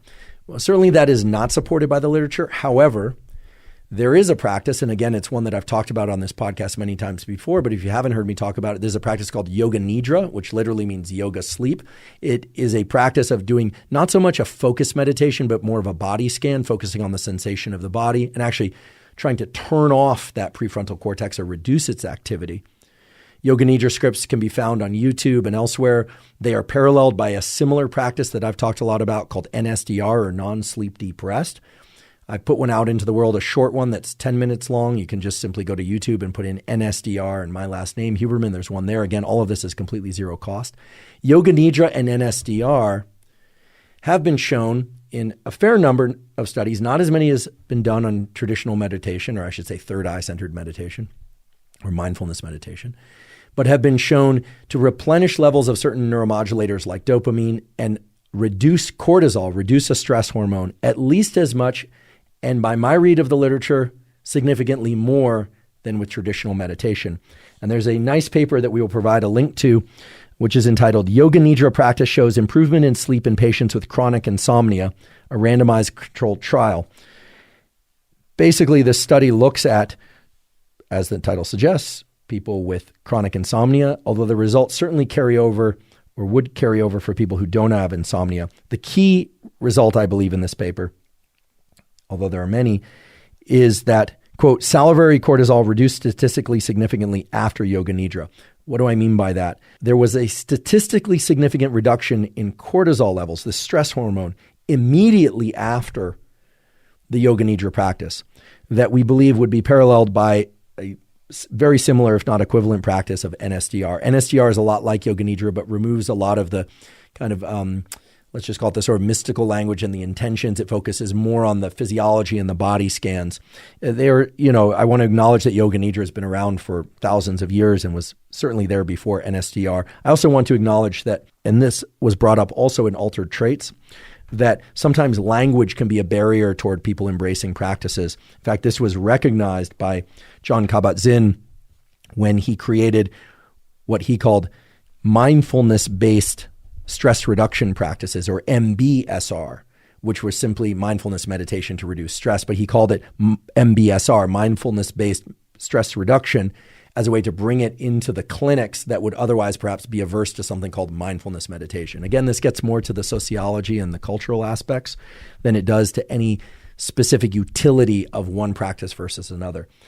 Here's the takeaway point. If you want to get better at falling and staying asleep, or falling back asleep if you wake up in the middle of the night, or if you are generally challenged with sleep issues, an excellent behavioral practice for which there are terrific data, meaning data that show that a stress hormone, cortisol, can be significantly reduced, as well as certain neurotransmitters can be replenished, as well as, and this is key and covered in this paper that I mentioned a few moments ago on Yoga Nidra, that the total amount of sleep that you need can be reduced, at least somewhat. Well, then Yoga Nidra or an NSDR practice done, frankly, any time of day is going to be beneficial.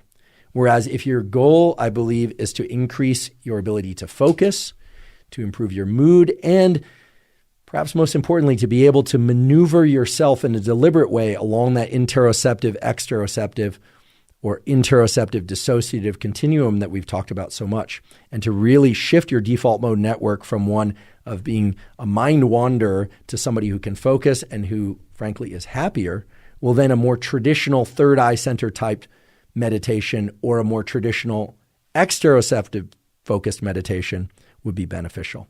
Again, which one of those you choose, either focusing inward or focusing on a point outside of you, again, should be dictated by whether or not you tend to be interoceptively biased or exteroceptively biased. But if you want to get better at sleeping, you want to get better at falling asleep, and you want to replace sleep that you've lost, I put that in quotes so that my colleagues like Matthew Walker don't come after me with, what would you come after me with, Matt? Probably with an alarm clock and, blankets and a pillow or something of that sort.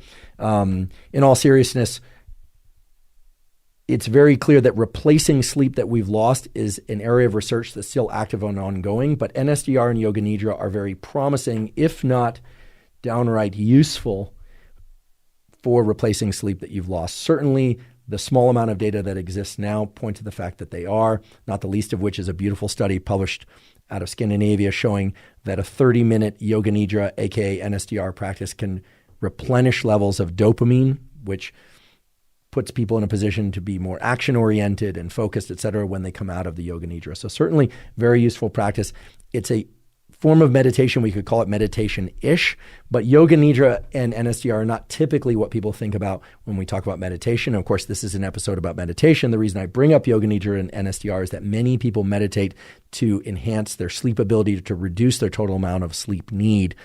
It appears that meditation is probably not ideal for that in comparison to Yoga Nidra and NSDR, but meditation is excellent, if not superb, for adjusting the default mode network toward more happiness by being more mindful and present, and for placing oneself in that healthy model of interoceptive dissociative continuum. So we've covered a lot of information, and I like to think that I've given you some key decisions to make in developing a meditative practice. The most important one, of course, being what will you do regularly? And maybe you're somebody who just answers that question by saying, look, I'm not going to meditate regularly. I just want to do the thing that's going to allow me to feel rested when I'm tired and is going to allow me to adjust my state of mind when I'm not where I want to be for whatever reason, too anxious or too exhausted, et cetera. And for those people, I would say a practice like NSDR or Yoga Nidra will be immensely beneficial, as will a more traditional form of meditation. I also want to just remind everybody that an app that guides meditation, also with some information and some intention setting, such as the Waking Up app from Sam Harris, can be immensely beneficial. I've certainly found it to be beneficial. I know millions of other people have as well, so I encourage you to check that out. We've talked about determining where you are on these continuums of interoception and exteroception in order to dictate what particular type of meditation practice you should do in a given moment. Whether or not you should focus your vision inward with eyes closed or focus your vision and your attention outward being a key component. Whether or not you should do cyclic breathing, which will allow your focus to be off your breathing somewhat easier than if you do non-cyclic breathing, if you're doubling up on inhales or exhales, whether or not your breathing is going to be natural or not. And of course, you need to determine whether or not your meditation practice is designed to enhance your level of focus or to relax you. I would say that if it's designed to enhance your level of focus, that doesn't necessarily mean that it won't be relaxing. You could do slow cadence breathing, third eye meditation can be very relaxing, and yet it's a focus and refocus practice. Whereas something like Yoga Nidra and NSDR is going to be more along the lines of replenishing yourself, replacing sleep that you've lost, or maybe even reducing your sleep need. On previous podcasts, I've talked about hypnosis, and in particular the episode with Dr. David Spiegel, our Associate Chair of Psychiatry.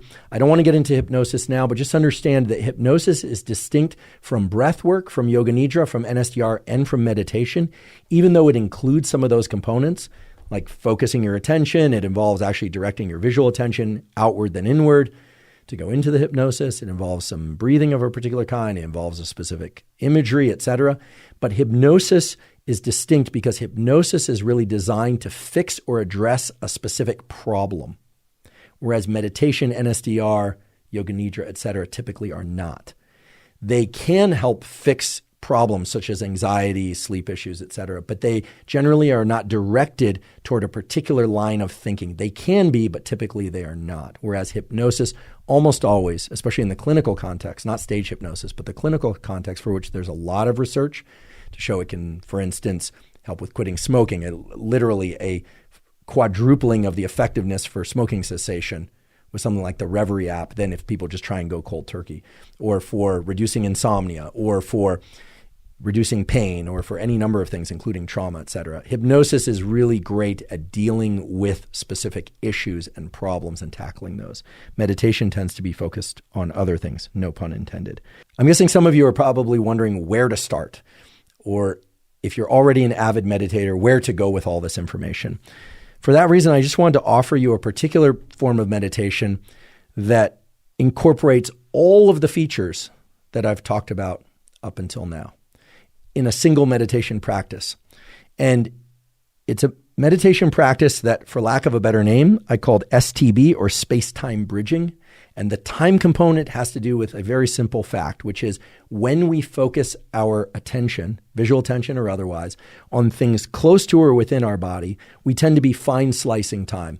You could sort of think of your breath as more or less the second hands on your clock of existence. Whereas when we tend to focus on things far away from us, we tend to parse or carve up time in bigger bins.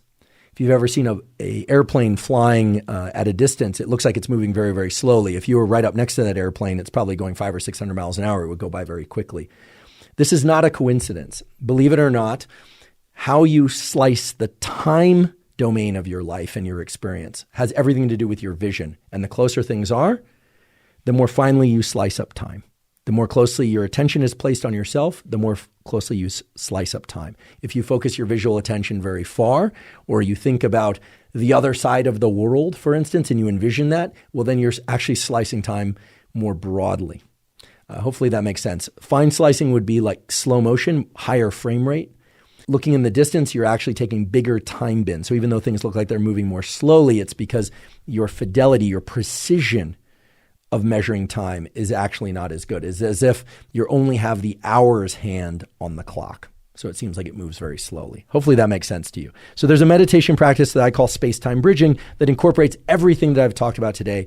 It balances interoception and exteroception. It balances interoception and dissociation. And it crosses the various time domains that the brain can encompass using vision. And it's a very simple meditation. It's one that I've been doing for years, and it's one that we're starting to do some research on, but I'm just going to share with you because I think it's actually quite fun and can be quite informative. In fact, people have told me that it can even lead to some interesting insights both during the meditation and outside the meditation. It's very simple. What you do, ideally you would do this outside or at a window, but what you do is you essentially close your eyes. I'm not going to do this now. I'm not going to close my eyes and do the meditation, but I'll describe it. You close your eyes and you focus your attention either on your third eye center or your breathing, and you try and put 100% of your perceptual awareness onto your breathing or your third eye center for the duration of 3 breaths. Okay, so you're 100% or trying to be 100% in interoception. Then you open your eyes, you focus on the surface of your body someplace. I find that holding out my hand at sort of arm's distance and focusing on the palm of my hand and focusing there visually. So I'm splitting my attention now between my hand, and I'm also going to pay attention to my breath for the duration of 3 full inhales and exhales while also focusing on my hand. So you're splitting interoception and exteroception as best you can, about 50-50. Then you subsequently look at some location in your immediate environment, maybe 10, 15 feet away, and you focus your attention on that location while also splitting your attention so that you're still paying attention to your breathing. You do that for the duration of 3 breaths. But now you are in exteroception and interoception. Then you focus your attention at some distance further away, maybe the furthest distance you can see. Now, this is why it's useful to do out of a window or on a balcony or outdoors. You focus on the furthest point, maybe a horizon, some furthest point for the duration of 3 breaths while also paying attention to your breathing, and sort of imagine a bridge between the two if you find it to be challenging to focus on both. And then, and this is where it can be a little tricky, but then what you actually focus on is the fact, and this is not an imaginary thing, this is a fact that you are a tiny speck on this big ball that's floating out in space, right? The Earth that's floating out in space, and you try and focus on your 3 breaths while also acknowledging that you are a small body, literally, on this very seemingly large body, the Earth, but that's floating in a much larger, expansive place, the universe. And you do that for 3 breaths. And then you close your eyes and you go right back into interoception. And you might want to, and you do that for 3 breaths. You focus on your interoception for 3 breaths. And you might want to march through these different locations a few times or back and forth if you like, but typically I will just do it for one segment at pure interoception, palm of hand, some distance in front of me, horizon, whole globe, universe thing, back into body, etc. Why is this useful? Why would this be useful? Why is it at all interesting, or is this just some crazy idea? Well, the reason it's useful, I believe, is that it has you deliberately step your awareness, your perception, through every position along that interoceptive, exteroceptive continuum. Now, I did say to remain connected to, as they'll say in the yoga classes, aware of, I guess would be the more scientific way to state it, aware of one's breath. But if you wanted, you could actually try and put your awareness completely outside yourself. But most people will find that challenging to do if they're already paying attention to their breath. It's just hard to do. So I find it easier to just split my awareness from interoception to exteroception. But by stepping through these different locations and then deliberately placing your perception, your awareness back into pure interoception, what you do is you essentially are practicing or exercising this incredible ability that the human mind has to deliberately place your perception at specific locations along the interoceptive, exteroceptive continuum. And I think this is very useful because many of us, including myself, tend to get locked at one location along that continuum. For instance, if you're scrolling your phone for a long period of time, you may forget about your bodily sensations, but you generally forget about other things going on in the world. Or if you're very focused on things out in the world, you oftentimes can forget about your internal sensations and what's going on internally. And being functional in work, in life, in relationship, in all aspects, including your ability to fall asleep, involves stepping yourself along these different locations, which again are not just physical locations of third eye center or your breathing or your hand or horizon. Those are just stations within space. But remember, each one of those, just by way of how your visual system and the time domain are interlocked with one another, sets your mind in a particular time domain. And so much of what involves being a functional human being involves dynamically adjusting our attention from what we are doing on our computer to a question somebody asks and then back again, or from text messaging to listening to a lecture or a podcast, or from listening to a lecture or podcast and then going back into a mode of commuting, but making that commute either relaxing or maybe you do work on your commute or connect with family or friends, etc. So much of the fatigue of life and the maladaptive behaviors and emotions that show up in life are really not about any set of behaviors or emotions being wrong or right, but rather inappropriately matched to the space-time domain that we're in, which again is just fancy nerd speak for saying being present and being mindful is a wonderful byproduct of a meditation practice, but it is but one of those stations along that space-time continuum. The key element here is to step yourself through a practice deliberately so that you are flexibly and dynamically able to engage in conversation, then disengage and focus, or focus and then disengage from the work you're focusing on and actually have a conversation or be in the world and move out of that interoceptive awareness to one in which you are dynamically engaged with the things around you. I realize this might sound a little bit vague. For that reason, I encourage you not to think about it too much, but rather to try the practice, see if it works for you. If it doesn't, that's fine. I think it is a good one for people that find that a third eye center or breathing focus interoceptive meditation might be enjoyable to them or very beneficial to them, but they might want to try something new. And other people who might find that tends to put them too much in their own head. I think it also ought to be very useful for people that tend to be overly exteroceptive, more in the dissociative end of the continuum, and need to bring in a bit more of interoceptive awareness, but either can't do that or are uncomfortable doing that because they're simply not interested in or comfortable with feeling so much of their internal state, because that can either be overwhelming or that's just simply not the way they want to feel. Now, as we round up, I do want to acknowledge that there are an enormous number of rooms within the house, or rather I should say within the castle that is meditation, including, for instance, intention setting and mantras and an enormous number of different features of meditation practices that we simply did not have time to go into, and or for which the research on is not completely ironed out yet. And for that reason, in future episodes, not long from now, I'm going to be sitting down with experts in meditation that include neuroscientists and clinicians, but other experts in meditation that certainly are versed in those topics, and where they can't point to specific research studies, can certainly point us toward the utility of things like mantras and intentions as they relate to getting the most out of a meditative practice. So I eagerly await those conversations, and I hope you will join me for those as well. If you're learning from and are enjoying this podcast, please subscribe to our YouTube channel. That's a terrific zero-cost way to support us. In addition, please subscribe to the podcast on Spotify and Apple. And on both Spotify and Apple, you can leave us up to a 5-star review. If you have questions for us or comments, or you'd like to suggest future guests for the Huberman Lab podcast, please put those in the comment section on YouTube. We do read all the comments. Please also check out the sponsors mentioned at the beginning of today's episode. That's the best way to support this podcast. If you're not already following me on Instagram, Twitter, or Facebook, please do so. It's Huberman Lab on Instagram, Facebook, and Twitter. And all three of those places, I cover science and science-based tools, some of which overlaps with the content of the Huberman Lab podcast, but much of which is distinct from the content on the Huberman Lab podcast. Thanks again for joining me for today's discussion about the science and practice of meditation. And last but certainly not least, thank you for your interest in science.